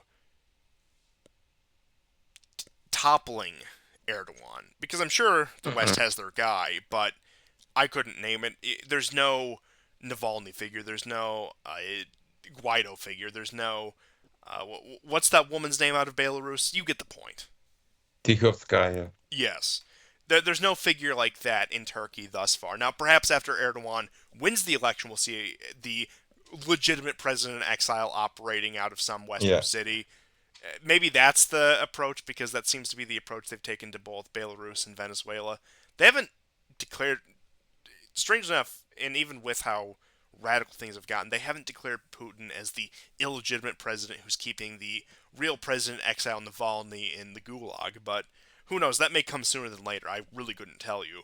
But it does seem, when it comes to these, now I wouldn't exactly put Turkey on the same tier as Belarus or Venezuela, but when it comes to these nations that have less weight to throw around than, say, the major powers, they like to go with this president exile, government exile angle, which it would not shock me if they're gearing up to do that in Turkey yet again. hmm Well, I mean, the Americans have already met with Erdogan's opposition, the older fellow whose name escapes me.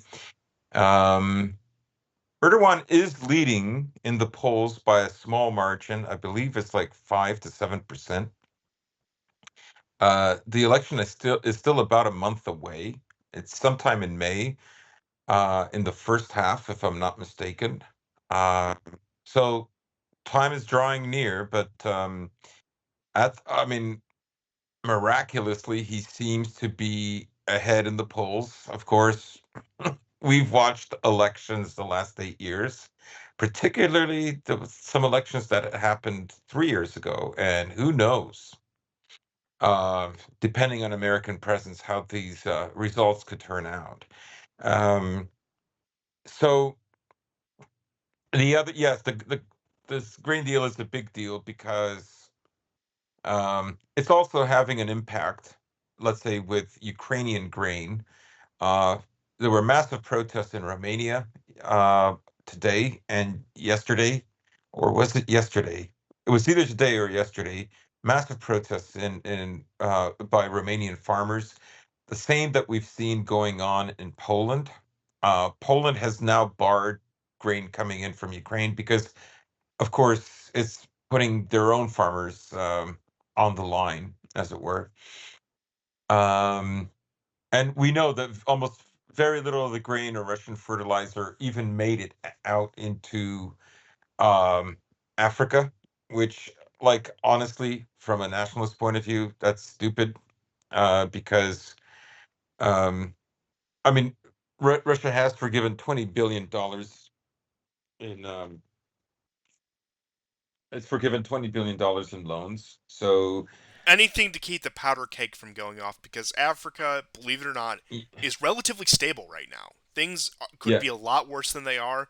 So yeah, it looks like even and just and a it, nonpartisan issue when it comes to whether that be the U.S., Russia, China, etc., are just trying to keep Africa from boiling over. yeah. So I mean, this is going to go a long way. I mean, Putin's no dummy. This is a brilliant move. 20 billion is a lot, but it's not that much nowadays. Um, he's going to get a lot of favors. Russia's making huge inroads in Africa, and much to the chagrin of the French and the Americans. So, that works for him. It also Yes, works for Wagner them. has But become the new favorite private military force of African governments over the French military. So, when it comes yeah, to keeping order with any various insurgent militia or terrorist groups, they used to call them the French. The French used, I mean, the intervention in Mali was huge for the French, but yeah. those operations have been given over to the Wagner forces, and that is a Mhm. trend we will likely see continue. And like I said, maybe like what we were discussing earlier in the show, some of these more far right guys out of Ukraine, that's the kind of work they will find if there's any sort of peace in Ukraine, Mhm. as the Mhm. Western answer to that. So we could get a Russian Ukrainian proxy war in the heart of, say, Nigeria or wherever, because anything is possible nowadays. Yeah. I mean, there's other news also that's mm, I don't know if you want to get into it, um, happening in the Middle East, or did you want to focus more on European news? I'll clean up Europe because I do not have that much right now, and quite a bit of Hmm. it does overlap with Turkey. So I will start first with saying that France, Belgium, the Netherlands, and Turkey have all bought Russian diesel that has been refined in India. Once again, one of these sanctions evasion tactics that they will go through these third parties that they will refine it in India, because certainly the Russians are capable of their own diesel refinery. But if it's refined in India, it's a product of India, despite the fact it's made with Russian raw materials, etc., etc., etc. So it's a way to get around the sanctions without bringing on the direct ire of the American empire. Now, they are starting to crack down on that. They are starting to become more cantankerous about that. So, how long will something like that last? Only time will tell. How much can they afford to crack Mm. down on a country like India, on a country like China that do these sort of things? Once again, the situation is not exactly in their favor. They're far more likely to crack down on China in that regard, with the escalations over Taiwan that are currently taking place. But India, although India has been pretty pro Russia in this, there still are holdouts within the American foreign policy establishment that India can be flipped back into a relatively pro Western position. So they haven't quite let the ship sink on that one. And then also out of Turkey, you have a commitment by Turkey to not join in sanctions against Russia. So this is from Russian Market on Telegram, and they have said Ankara will not join sanctions against Russia and will continue to balance policy towards Ukraine. Turkish presidential spokesman Ibrahim Kalin said on Wednesday. Kalin noted that Turkey's sanctions against Russia will hit primarily Ankara. He stressed from the very beginning that Ankara has not joined the sanctions against Moscow, as they are not within the UN framework, but at the same time continues support for Ukraine. Turkish Foreign Minister Cavusoglu earlier said at a press conference with his U.S. counterpart Antony Blinken that Ankara was not going to join the unilateral sanctions on Russia, while also not going to circumvent them. So, despite the fact that Turkey has been very cooperative with Russia lately, it's still eager to play that very moderate role. They're still not willing to push the envelope too far, because they're in a very, maybe comfortable position is the right word, but they're in a very unique position where they can take full advantage of all the sides in the current global conflict right now, in the current global situation right now. So they aren't eager to openly defy the U.S. Now, there have been some comments by Turkey that are ultimately more defiant, such as this is from RT, the U.S. ambassador was told by Erdogan that he should, quote, know his place, and that the Turkish leader spoke of needing to teach America a lesson in diplomacy. So,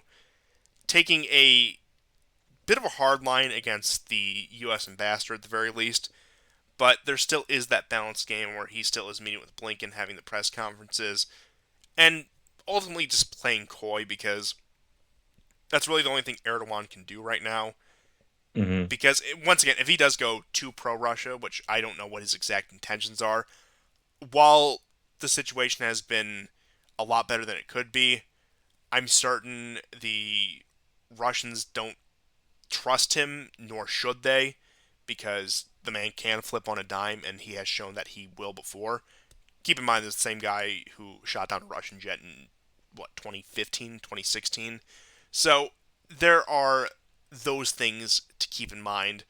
But ultimately, given the situation, they aren't willing to rock the boat too far one way or another, especially with the American Empire looking for the first excuse it needs to stage some sort of regime change or some sort of radical change in Turkey, while also trying to keep the Russians in their good graces. So they find themselves in a very advantageous yet very precarious situation at the same time. I don't really think there's anything comparable to it, at least for the time being. Yeah, I mean he can. However, I think as we'll discover in our program, the shift is really moving fast towards China. It's undeniable. Tunisia just came out with a statement that it's not for sale. Um, it's now stated that it is considering joining BRICS. Its negotiations with the IMF have stalled. Um, this is Mahmoud bin Mabruk, who is the president of Tunisia, actually made these statements. Um, I saw the video on it earlier today, and I mean the other big news is Saudi Arabia has asked to end the war in Yemen, and their diplomats today have already gone to Yemen. They're already in Sana'a right now. There are huge, huge things happening, and And certainly we I will, maybe the biggest, yeah, we will get into yeah, those, but I just yeah. do want to just do a Hmm. brief run through European news and the Macron Xi Jinping visit. So, just briefly, we have Finland has officially joined NATO, but Sanna Marin has unfortunately lost her bid for re-election.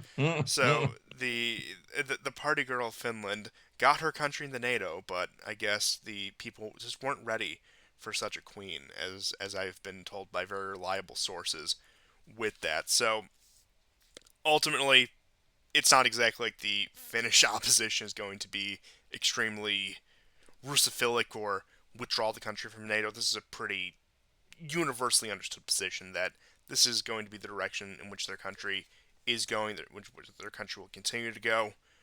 In more NATO news, Serbia has agreed to joint drills with NATO forces scheduled for June. As for the reason why, I couldn't tell you. The situation with Serbia has been very strange lately, has been very unstable lately with their overtures towards Kosovo on behalf of the European Union and the American Empire in general. That did cause Yeah. concern. Now, there was a massive backlash against that. I can't imagine the joint drills with NATO are going to be too popular with the Serbian public.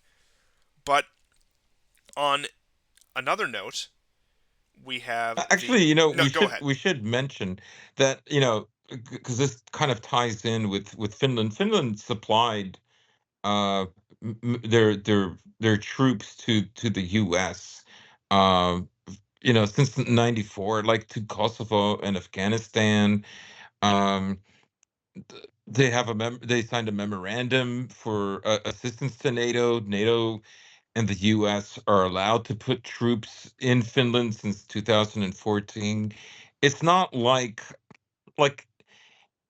I mean, what Serbia is doing is very significant, but what Finland signing on to NATO is just finally putting all the actions. uh, down formally on paper. Crossing the T's, dotting the I's, etc. Yeah, yeah, and Sweden has had similar agreements and also contributed their forces to, Libya, Afghanistan. They have the same agreements, so it's not like you know, it's not some big surprise. No, no, it's not. And I would argue that, once again, the Serbian news is far more significant, that this is just a formalization with what we see with Finland, and policy won't change otherwise. It's just a morale boost for NATO to show that they still are an organization capable of expanding, etc., etc. Mhm. But when it comes to the Balkans, when it comes to Serbia, what we do have is Montenegro. Now, Montenegro has been a contentious issue since about 2020, 2021.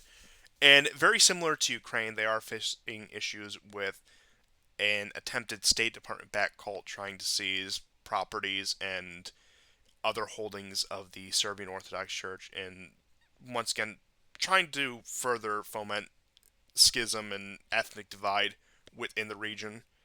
So, Drukanovic, who has been the president of Montenegro since even before its independence, has been defeated. And the winner of the election was Milatovic, who won with 60% of the vote in the second round. And he is described as being part of the Liberal Party and is just generally pro Serbia, is how it was described, and pro ethnic Serbs within Montenegro. So the situation has been temporarily smoothed over there. There were mass celebrations on the streets after the election in Montenegro, including Serbian flags.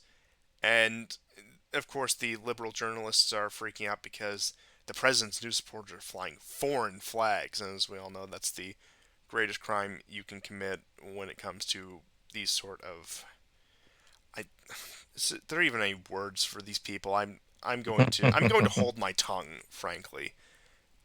Happy Easter, by the way, because I know it's going to be Easter for most of you by the time this episode comes out. Yeah. Uh, Yes. but with that being said, it does show a very strange dynamic in the region. While Serbia does seem to be capitulating to a lot of U.S. and EU demands, you have a pretty significant anti-American Empire backlash in Montenegro, which once again was part of Serbia for centuries prior. Now, there have been times where there have been independent Montenegrin states, but even to this day, a significant amount, if not a majority, of people in Montenegro still consider themselves as part of the Serbian ethnos.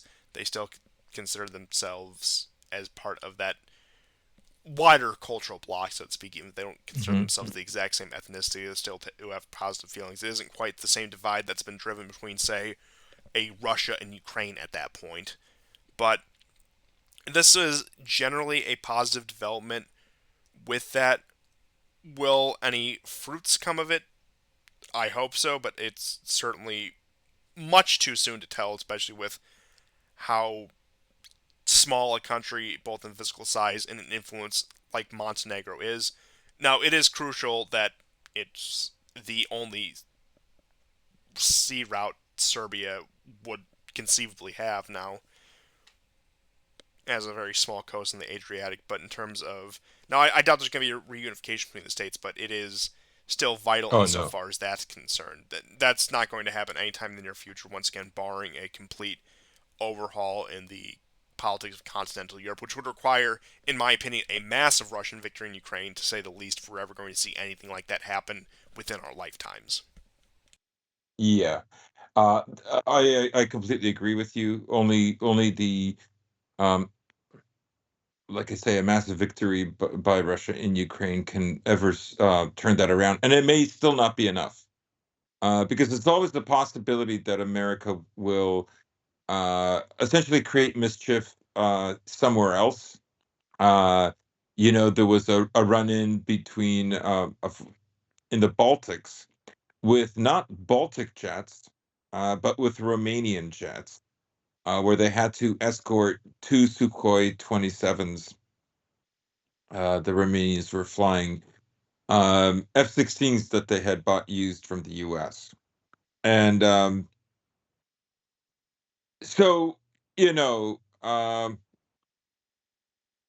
if Ukraine is not going well, um, I think it's evident that what this war has shown is that China's becoming ever more indispensable, and we will get into Macron, uh, because he went to China with 50 of the top CEOs of the of 50 companies from France, including Airbus, who has signed a new deal with the Chinese to double the output of Airbus. There was, I think, there's another. Is it IED? If it's another airline company or airline plane manufacturing company that struck a very big deal as well. Yes. Um, right. So, and of course, there's 48 other companies that we don't know about, and Malaysia signed an enormous deal, and it too will only be working with the yuan and their own currency, right?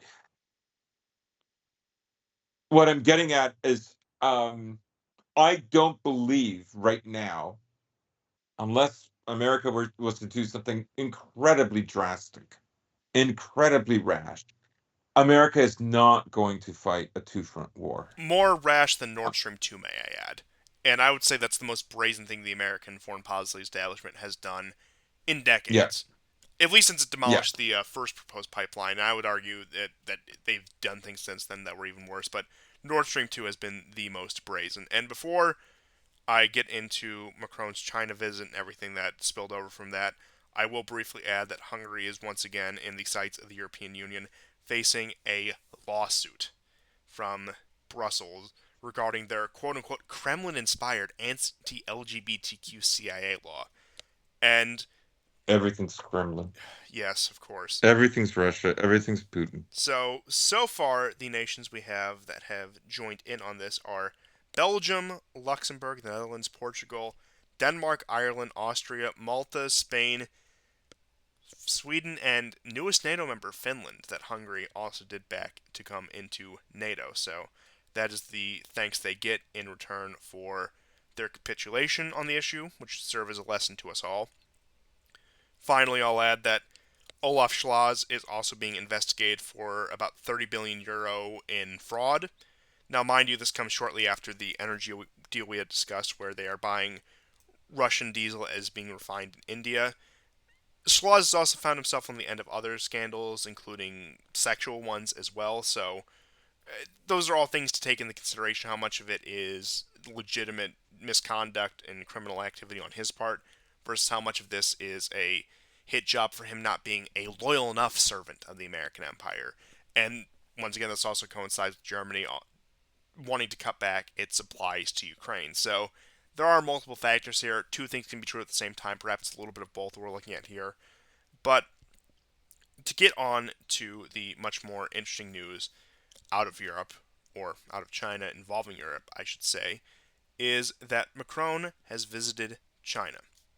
And with that, there have been quite a few rumblings, and this follows what was an LNG deal conducted in yuan between France and China previously. Now, during this trip, Macron had also met with the Iranian foreign minister, but the way the mainstream media outlets describe this, they're playing this very carefully because they don't want to completely turn their swords on France just yet, at least. But I think this headline from Politico sums it up very well. The warm embrace in the cultural order. China mines Europe fractures for joint visit. So the subtitle of that is French President Emmanuel Macron got parades and banquets. EU Chief Ursula von der Leyen was mostly left alone.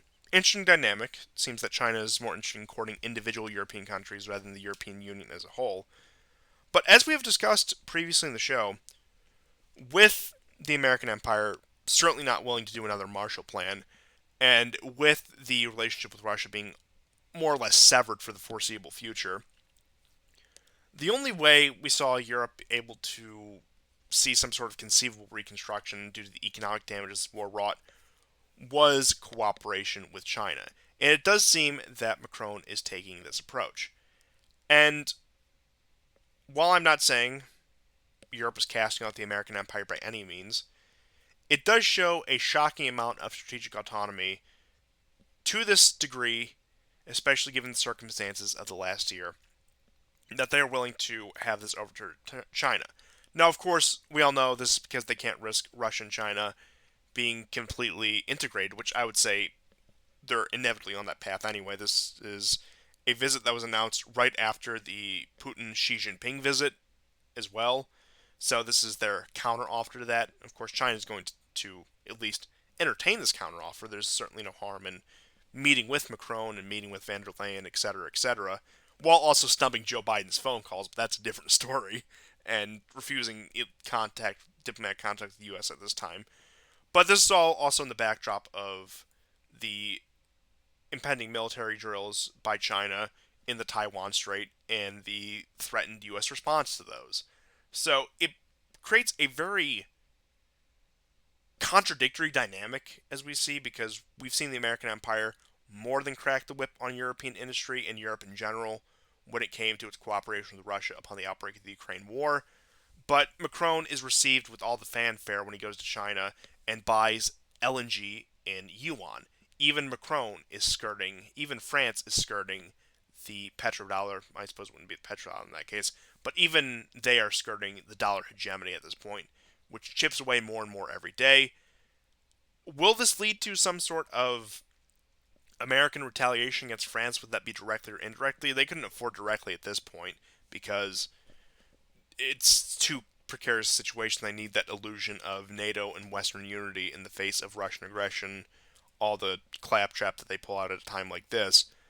But it does once again put the American empire in that situation where there's really no easy victory in this situation when it comes to a very warm reception of Macron by the Chinese and a very warm visit and what seemed to have been at least productive. So it creates quite an impasse that is going to have a very interesting solution, I'm sure, but the Mm-hmm. details are still too muddled because this is still too new of a news event to know what the ultimate outcome will be because we have yet to really see a real American response to this. And like we said, the most we've gotten is Joe Biden trying to establish contact with the Chinese diplomatically in order to have his counter to both the European Union French visit and the Russian meeting with Xi Jinping. But Biden is getting completely snubbed. Blinken is getting completely snubbed. The Chinese do not want to talk to the U.S. at this point, which to the point where they're even willing to talk to the Europeans over the U.S. Just to put it in perspective. Right. This meeting is very telling. Now we should point out that it lasted 3 days, and I think there is a marked difference in the first day to the last day, especially with, let's say, the way Macron was treated and the way things went. Because of course he went with van der Leyen, the current president of the EU, which are selected, not elected, for people who don't know. Um, so now, Chinese newspapers already said they made some very interesting quibs here and there. They said China accepts tourists, so they were already ridiculing these two before they even landed or as they landed.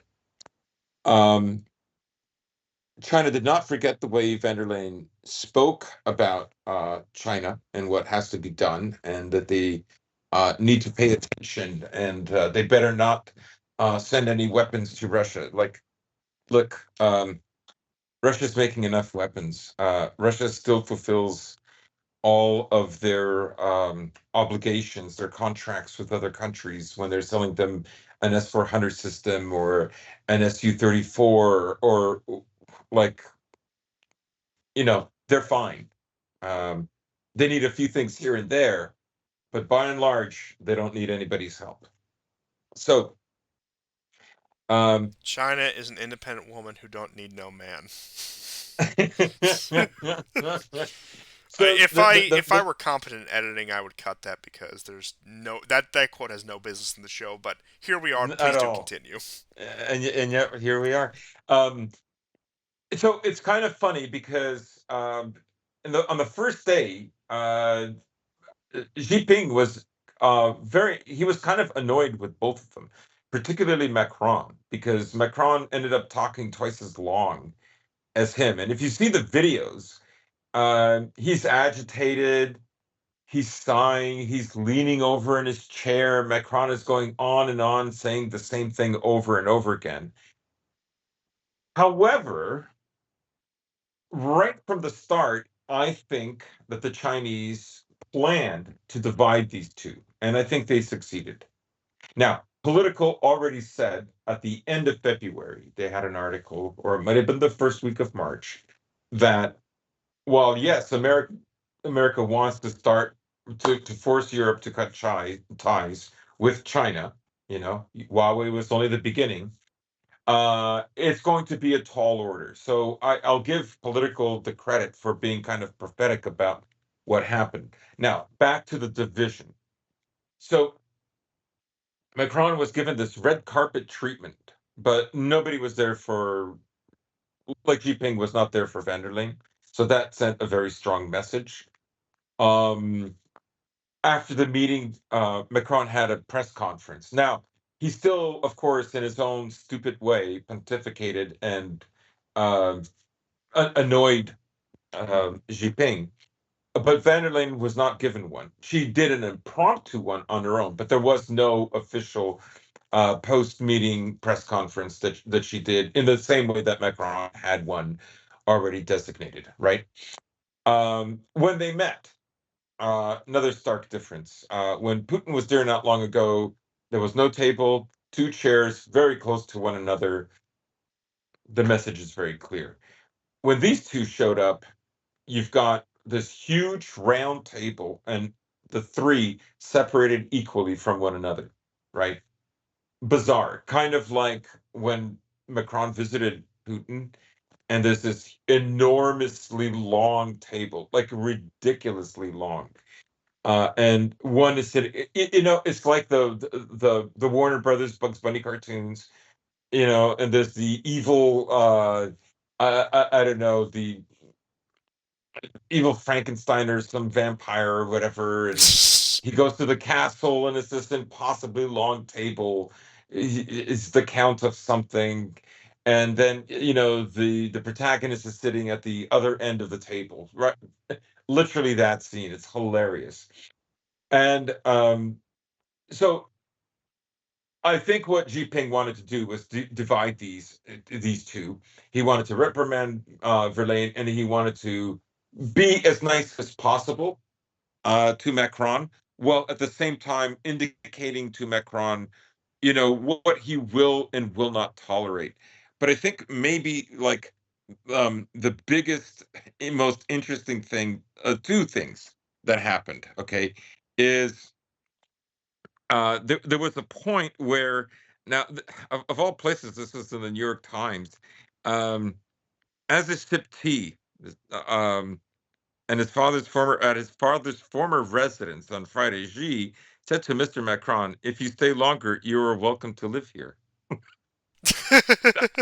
I don't know if that's like a like a Chinese custom or anything. I admit total ignorance about this, but that's very telling, right?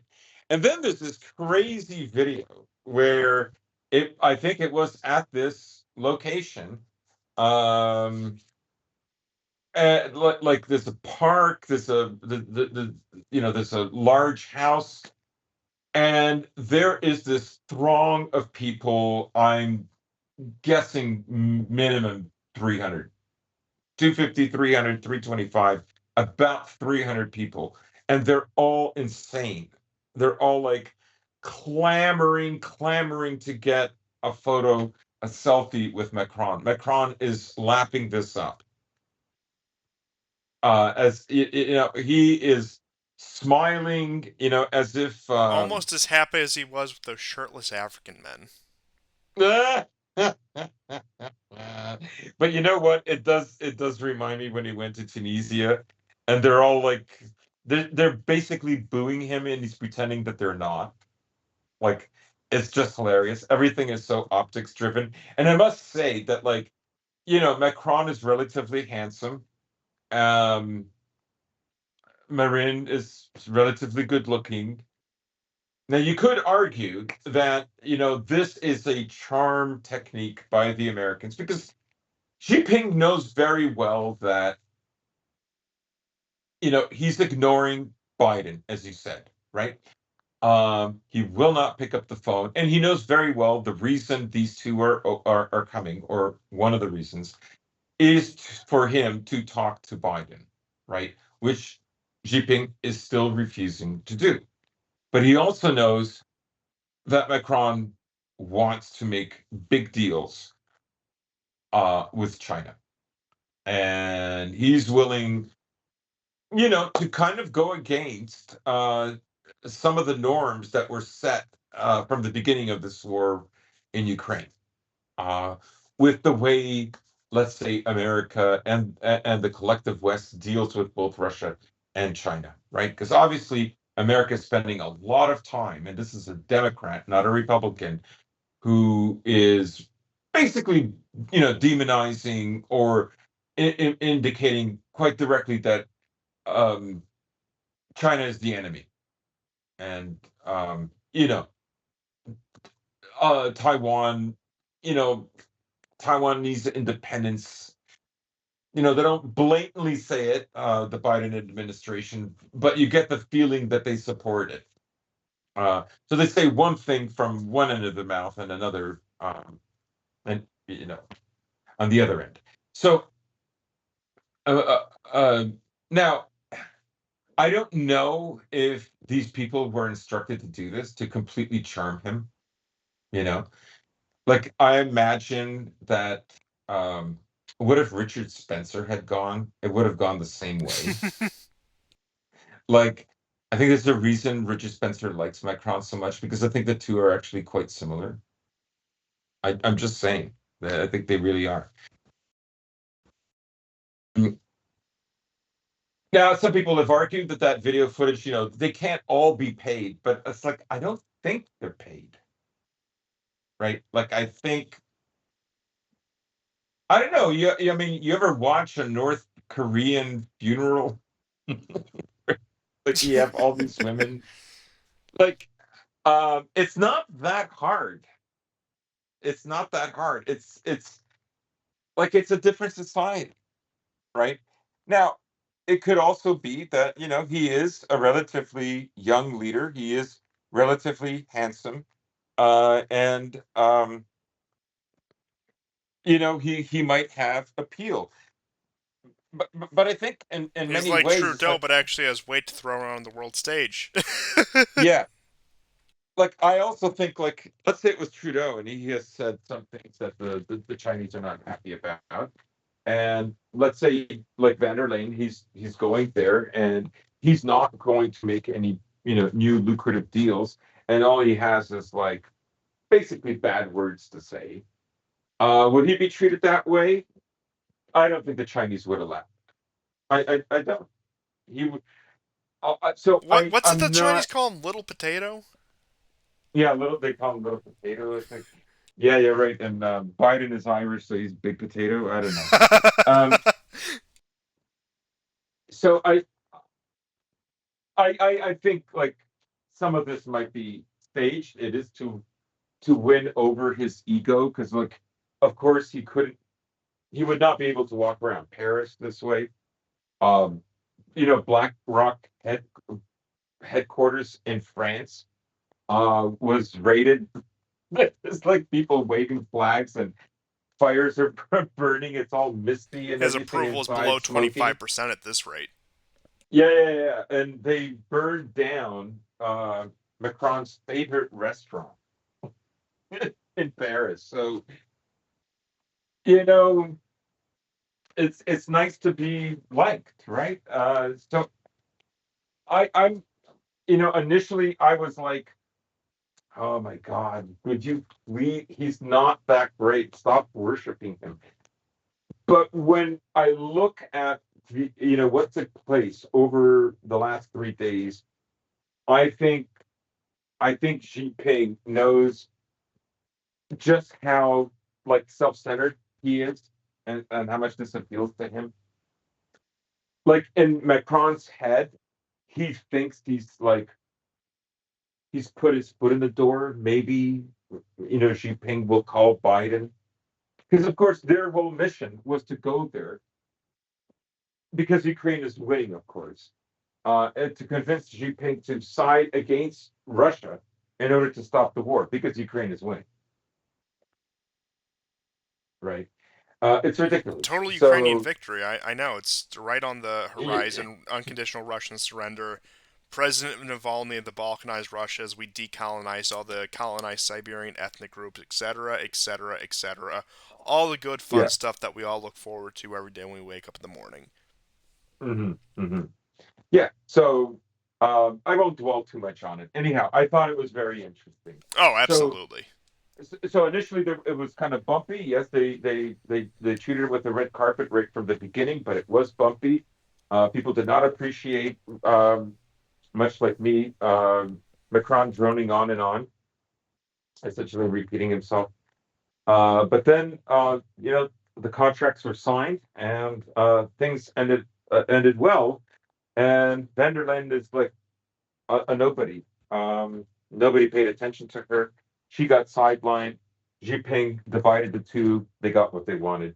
And if America, um, America will have to work that much harder to, I don't know, make Macron like give up this deal. I don't think that's going to happen unless America is willing to go to war over Taiwan. But I'll leave it there.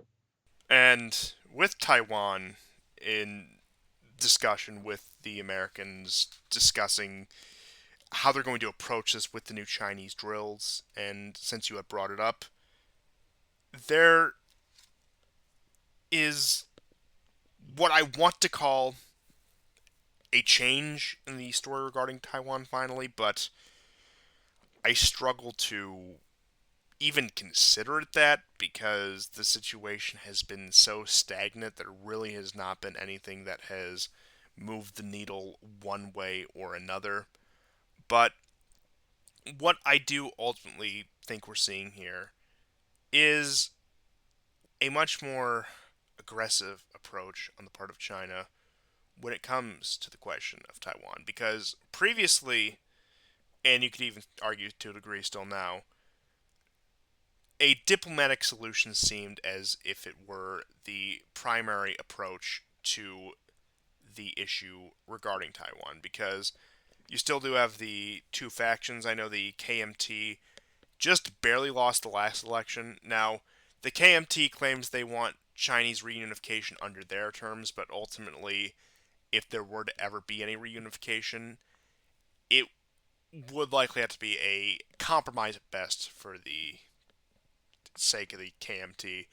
And they're still, like I'd said, they just barely lost the last election. They're still relatively popular, and as once again America proves itself more impotent, as it proves itself as a weaker power, that is either going to lead to one of two very distinct possibilities. Either you will have the pro independence faction in Taiwan agitate for some sort of, if not war, at least extreme armament while the American Empire can still provide them these arms in preparation for a confrontation with China. Or there is going to be a realization that we can either reintegrate with Mhm. China on mutually agreed upon terms. Now, of course, the diplomacy would not be a 50-50. It would be skewed in mainland China's favor naturally because of the amount of leverage that exists. But we can have at least some voice in the reunification of China, or we can be completely subsumed in a military conflict that is probably going to result in the deaths of tens, if not hundreds of thousands. And given the two possibilities, I think ultimately, I do think, with what I know about Taiwan, which admittedly I have my blinders, I'm not the most well educated on the subject. I still think the most likely outcome of all of this is a political reunification. I don't think that there are enough pro independence hardliners to either force war footing, if not an actual outright war, in order to achieve this. And especially given how reliant a country like Taiwan would be on the American empire, it's not feasible, Taiwanese independence. Now, it wouldn't be independence because they would be at the behest of uh, an overseas power, but quote unquote independence. And I really don't see any way in which Taiwan comes out of this, even in the case of an American war against China, where Taiwan comes out of this in a favorable position if they do continue on the independence path. And perhaps the Taiwanese, given their voting trends, if you want to base that on anything, are pragmatic enough to see that.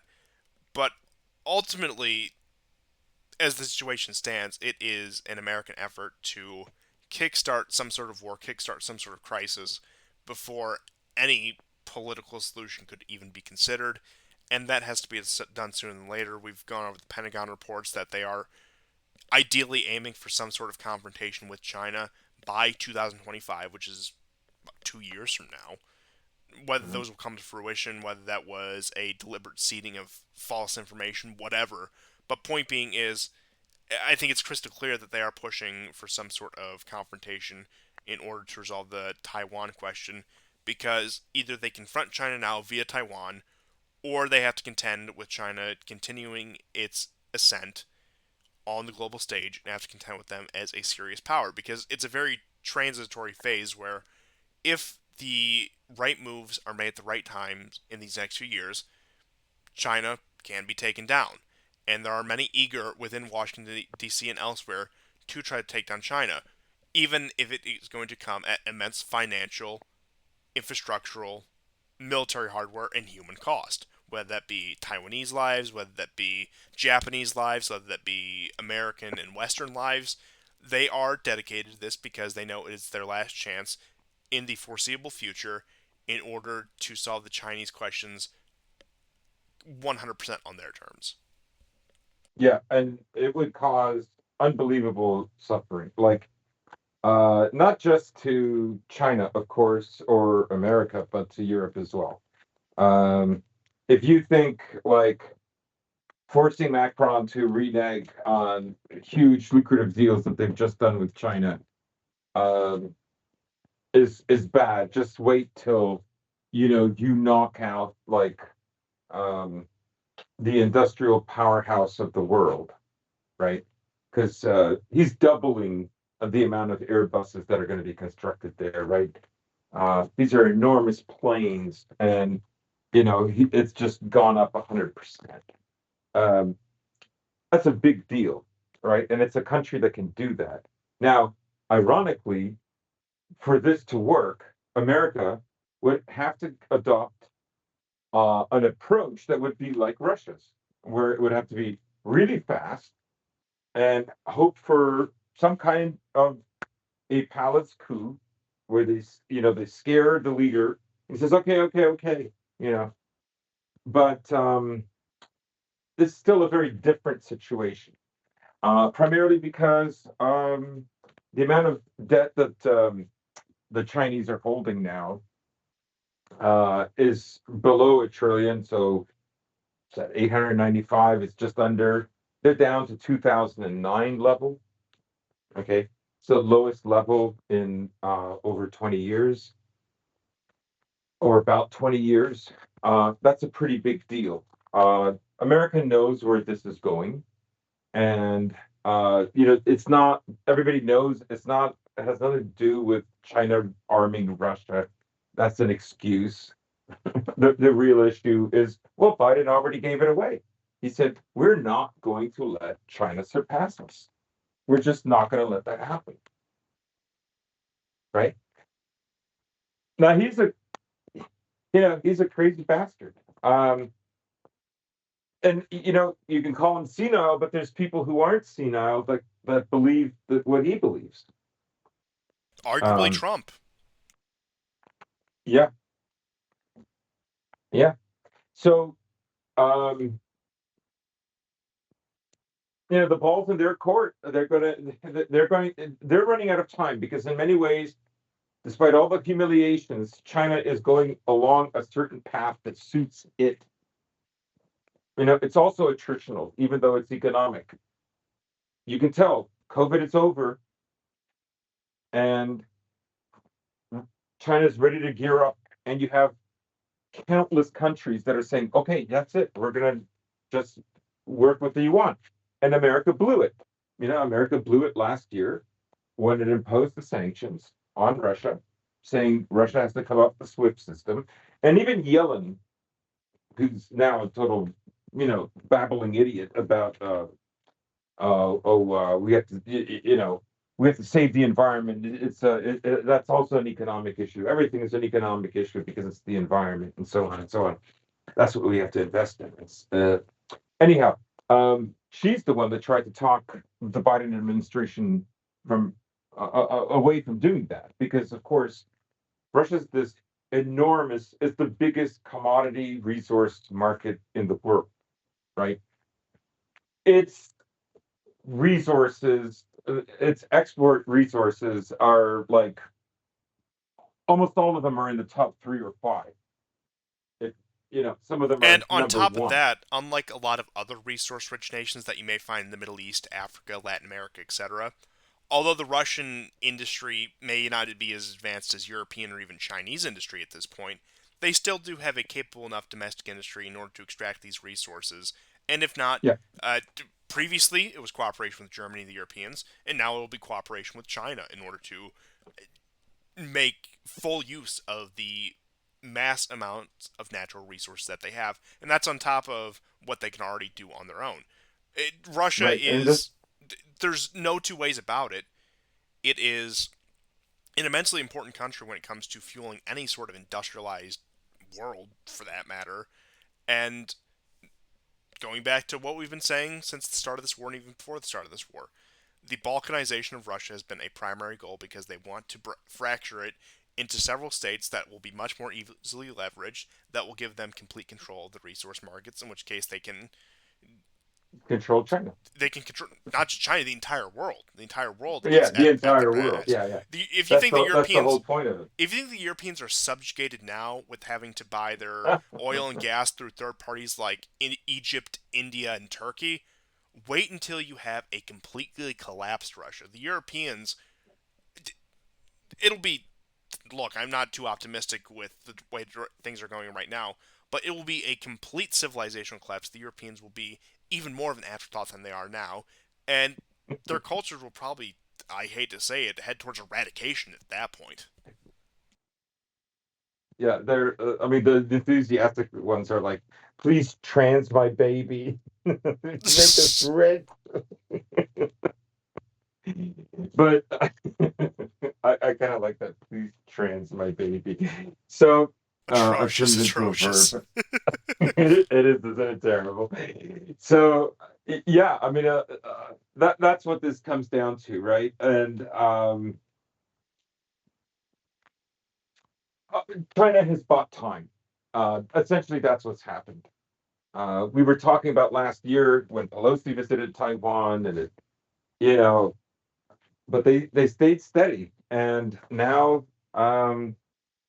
you have all these other Asian countries. Vietnam is very much on board with them. I know, who's And talking Vietnam's a about all massive these. reconciliation. Remember when they were talking about the islands that China was Yes, building? yes. Nobody talked. That's finished. That's over with. Nobody cares. Um, Well, all the issues with China, okay, maybe all is an exaggeration, but many of the major issues with China that were hammered on by, for the past, I don't know, 7, 8 years, whether that be a rift with Vietnam, whether that be the Spratly Islands, whether that be the String of Pearls, etc., etc., etc., have all seemed to at least been temporarily put aside. They've all seemed to at least calm down enough for China to accomplish its goal for the time being. And I think Mhm. the rift with Vietnam is probably one of the biggest ones because we heard for years, and we saw progress of U.S. Vietnamese relations from Obama onward, that Vietnam's moving away from China. Look, at the end of the day, the U.S. did win the Vietnam War because they're becoming an ally of ours, etc., etc., etc. Well, I mean, you look at it nowadays, even internal polls within Vietnam show that they prefer a future with cooperation with China over cooperation with the U.S. That rift, maybe not completely healed, is far better than it was, say, even just 3 or 4 years ago. And Mhm. it once again goes back to the complete squandering of geopolitical capital, for lack of a better term, on the part of the U.S., especially related to the war in Ukraine, but also not discounting the botched withdrawal from Afghanistan. And at this point, very few people can take the American empire seriously without it employing the sort of harsh, punitive tactics it's shown to the Europeans for uh, their, I guess you could say, insolence. Mhm. Yeah, and just to briefly return to my point earlier that I sidetracked myself on, um, taking Russia off of SWIFT forced everybody basically not to use the American dollar. It literally accelerated America's own decline, right? And China then comes out of COVID, and we should stress this, right? So only about 350 million people in China had to deal with like the COVID lockdowns, and you think like, oh, crap, that's the size of America. Yeah, except China's over a billion, right? Or 1.4 billion or something like that. Yes. It's like there was still like something like 900,000 people that never even experienced it. 900 million that never even experienced the lockdowns. So, um, yeah, they in a way they presumed that they still had this like leadership position in the world, right? And that nobody would dare go against them.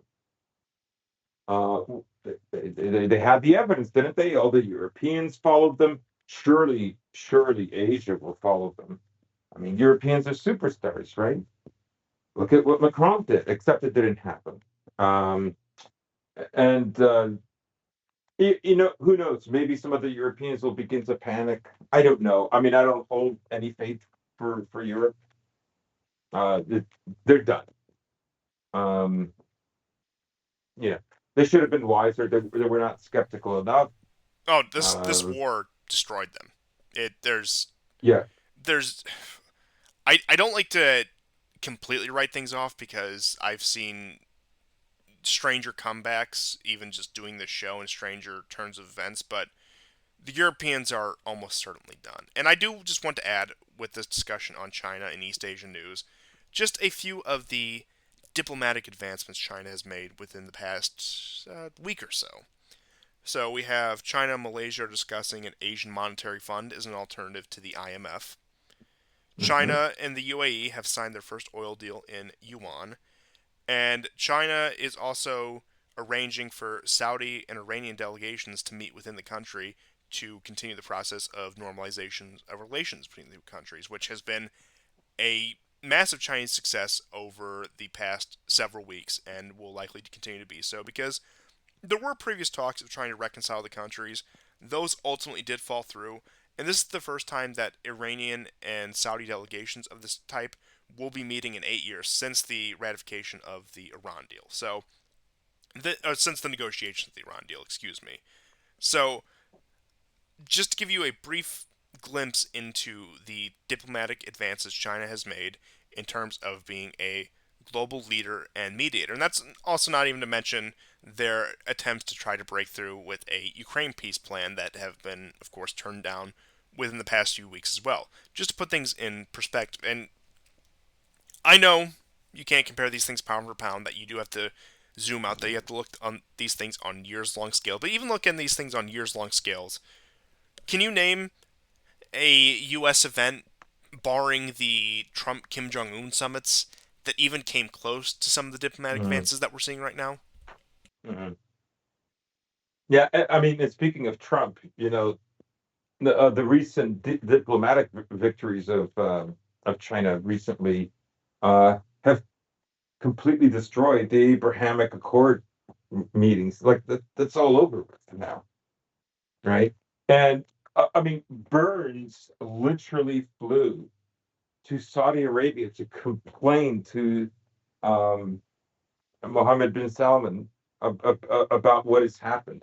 He's not going to pay attention to him. I mean, he's already declared the end of the war with Yemen. He's ready to make peace. Um, Interestingly, Soleimani was headed to a meeting when he was killed uh, for normalizing relations between Iran and Saudi Arabia.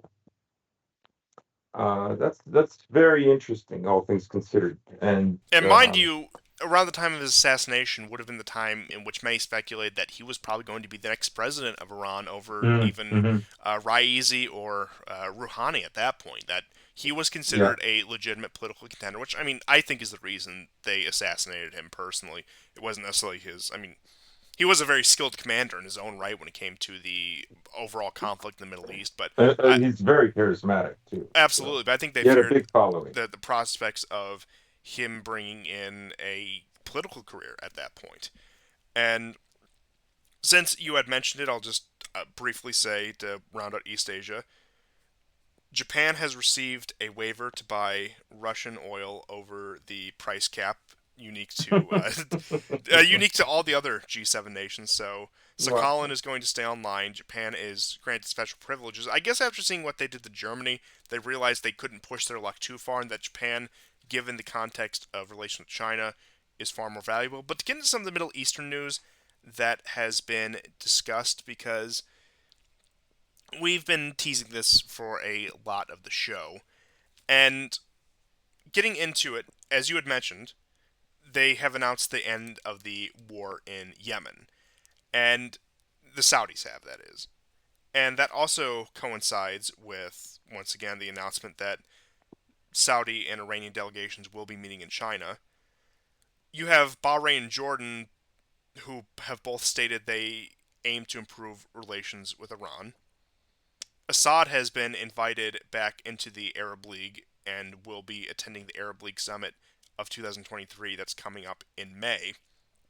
And to top all of this off, the OPEC Plus countries are aiming to cut production by 1.65 million barrels a day until the end of the year in order to get oil up to $100 a barrel. Now, I need to check even the. Kazakhstan is going along with it. Even Kazakhstan, which has been a nation that has been, let's just say, not necessarily reliably pro Russia, it's been at that crossroads. Now, things do seem to have improved in Russia's favor in that regard.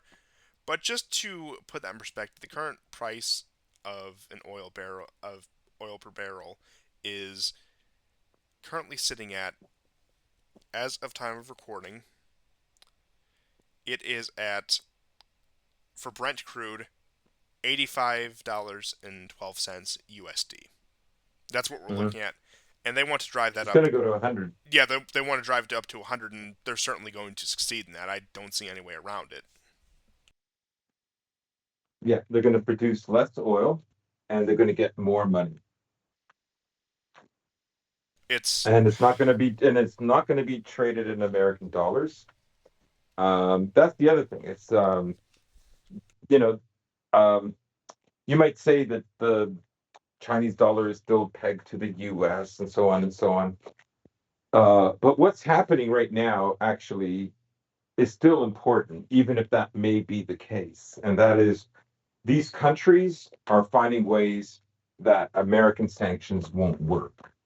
And that will force America's hand to use something violent, right? Um, I think color revolutions in some areas are probably still um, the potential for them to succeed is still strong. I think in many other areas they're not, and um, I think basically Asia is very secure, with the exception of say Australia and New Zealand, Japan, of course, but for the most part, like America's not winning there.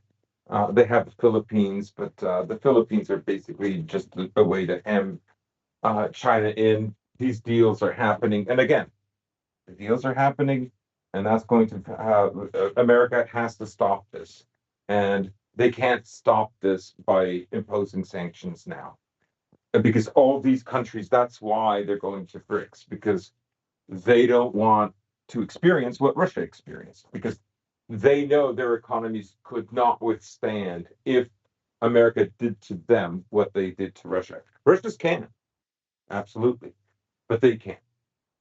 Yes, and to bolster your point, you have CIA Director William Burns taking a visit to Saudi Arabia to express his discontent with the current approach mounted with Iran via China.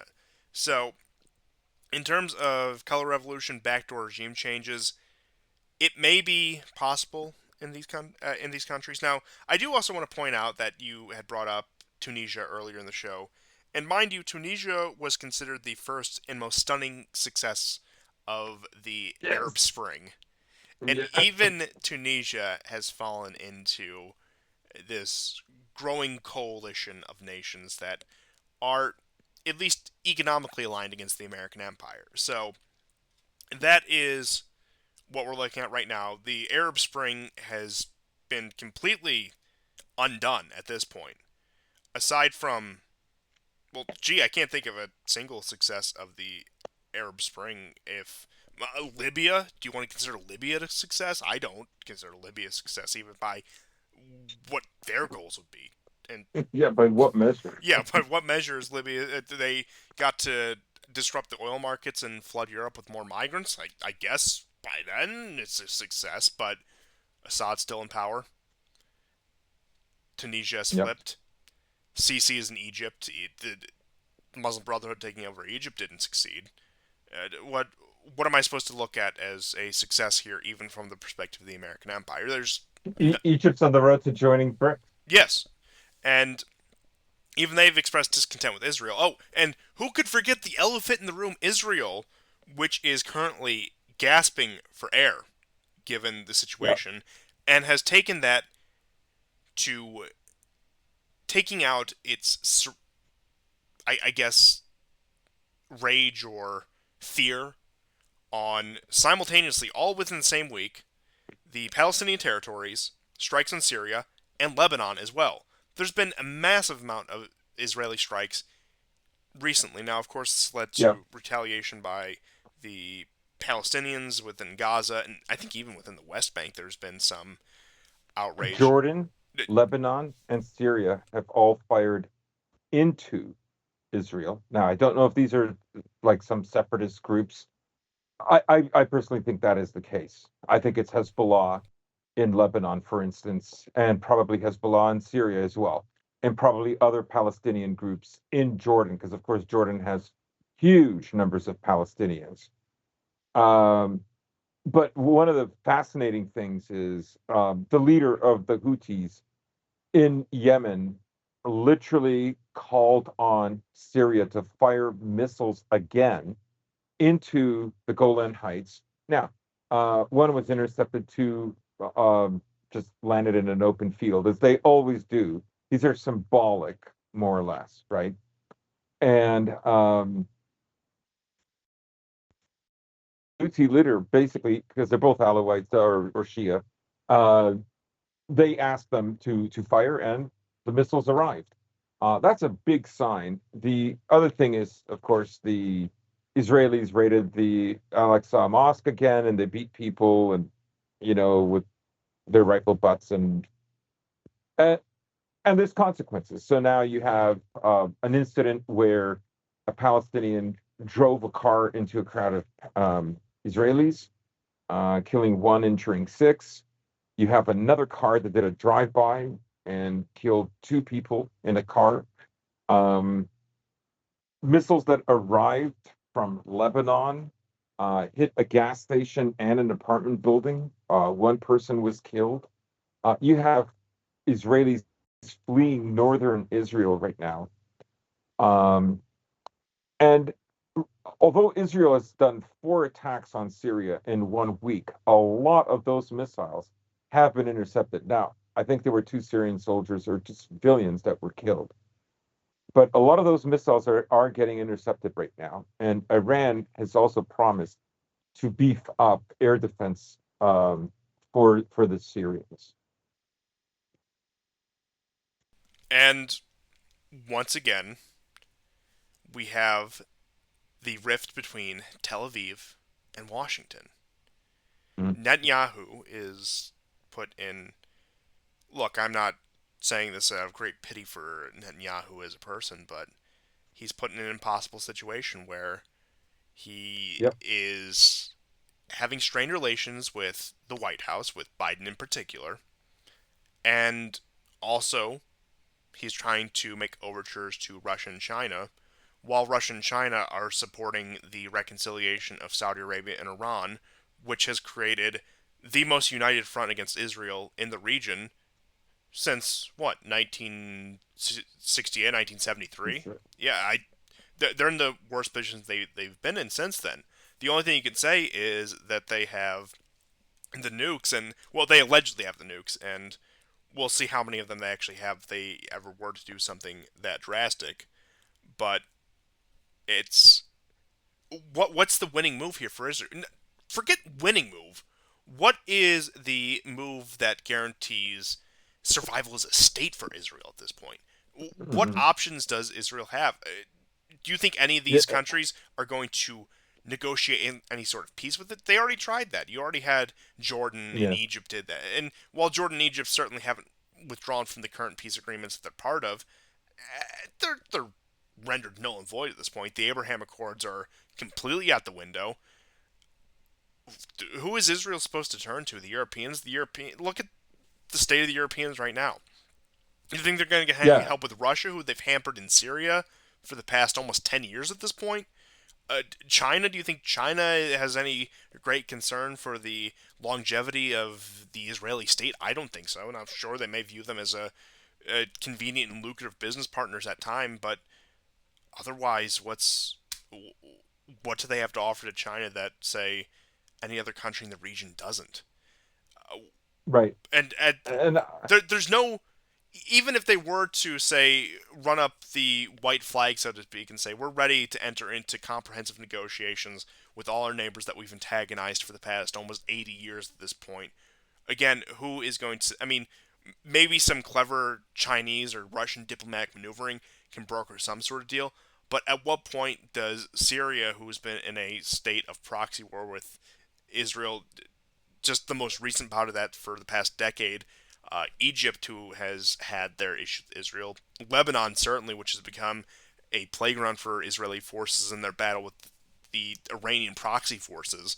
Lebanon has been a country that has been through terrible, terrible things. I do not envy the people there at all. I actually have quite a bit of pity for them. Jordan?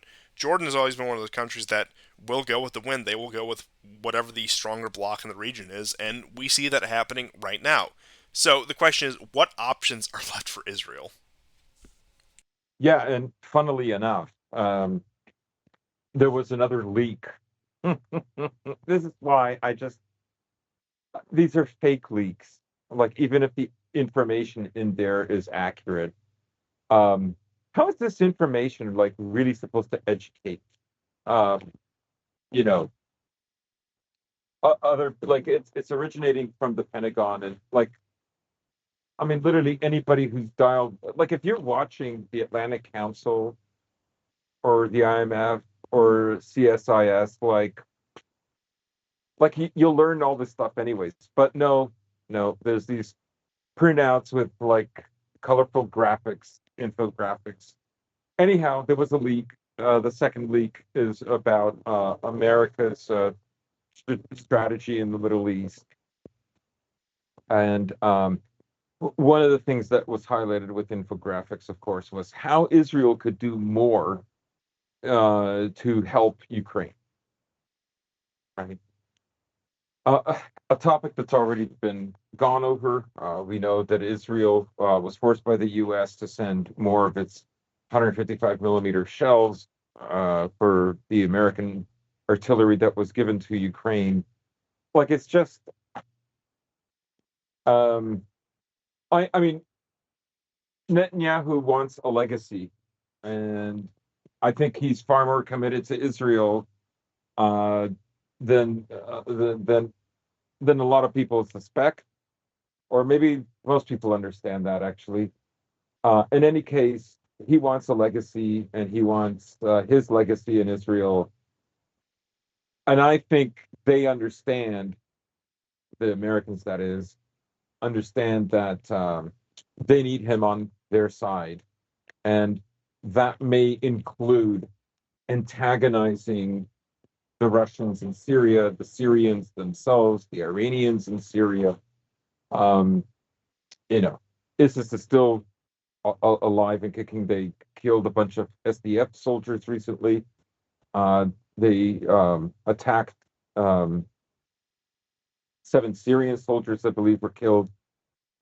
So that's still going on, and there are reprisals, of course. Then the Russians go over and bomb them and kill them, and but, but that war is still raging to some degree, and it could be that the U.S. wants Netanyahu to do more in Syria, and in order to, I mean, some of it is in his interest, right?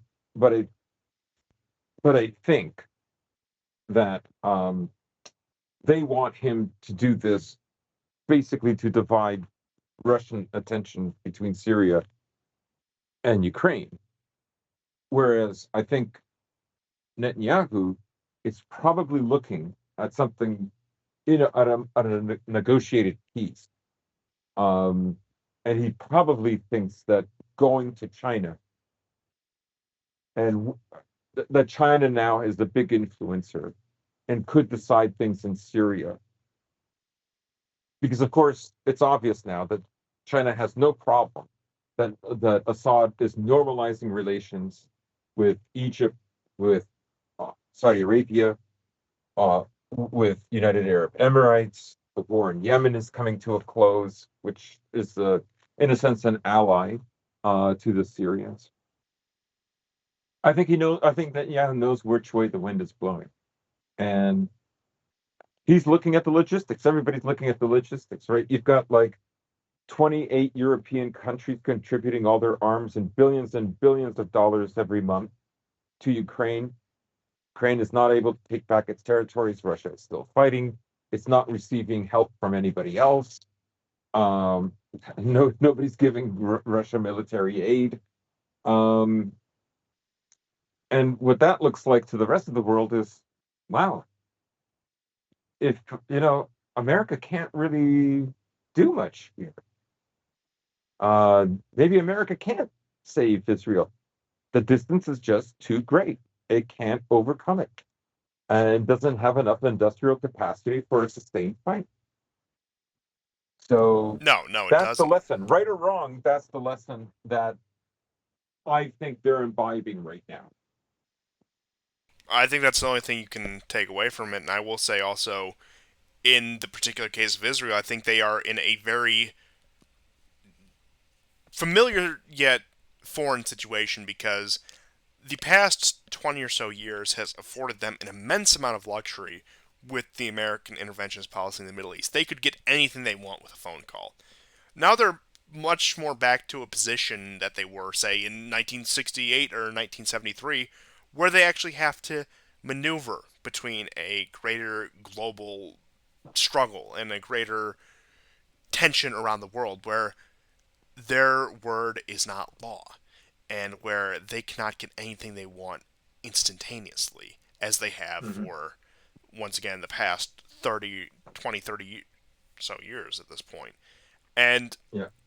at this point they have nobody who really knows how to negotiate a world that looks like this because the world's not looked like this in such a long time. They've grown so arrogant with that, and it'll be their ultimate downfall. I don't know what other way to say that, and I'm pretty confident in saying that within our lifetimes we will see the state of Israel cease to exist. Mm-hmm. Mm-hmm. And that isn't something I would have said on this show even a year ago. Now, I said Israel is going to be in very dire straits, going to be in a position where it's going to be very weak, but we're looking at the potential end of Israel possibly in the near future, and that's all I can really say about it. Yeah, I mean, if it wants to survive, it kind of has to go with where the rest of the world is going. Barring something that America does that's, so outlandish, so outrageous, so Barring convincing. America's Samson option, so to speak. Yeah, yeah. I mean, I wouldn't put it past them that they introduce like some even more horrible virus in China. Um, again. So, um, yeah. But that is all I had for this episode of the War Report. If you have any last minute stories, certainly feel free to add them in now. No, that's all I've got.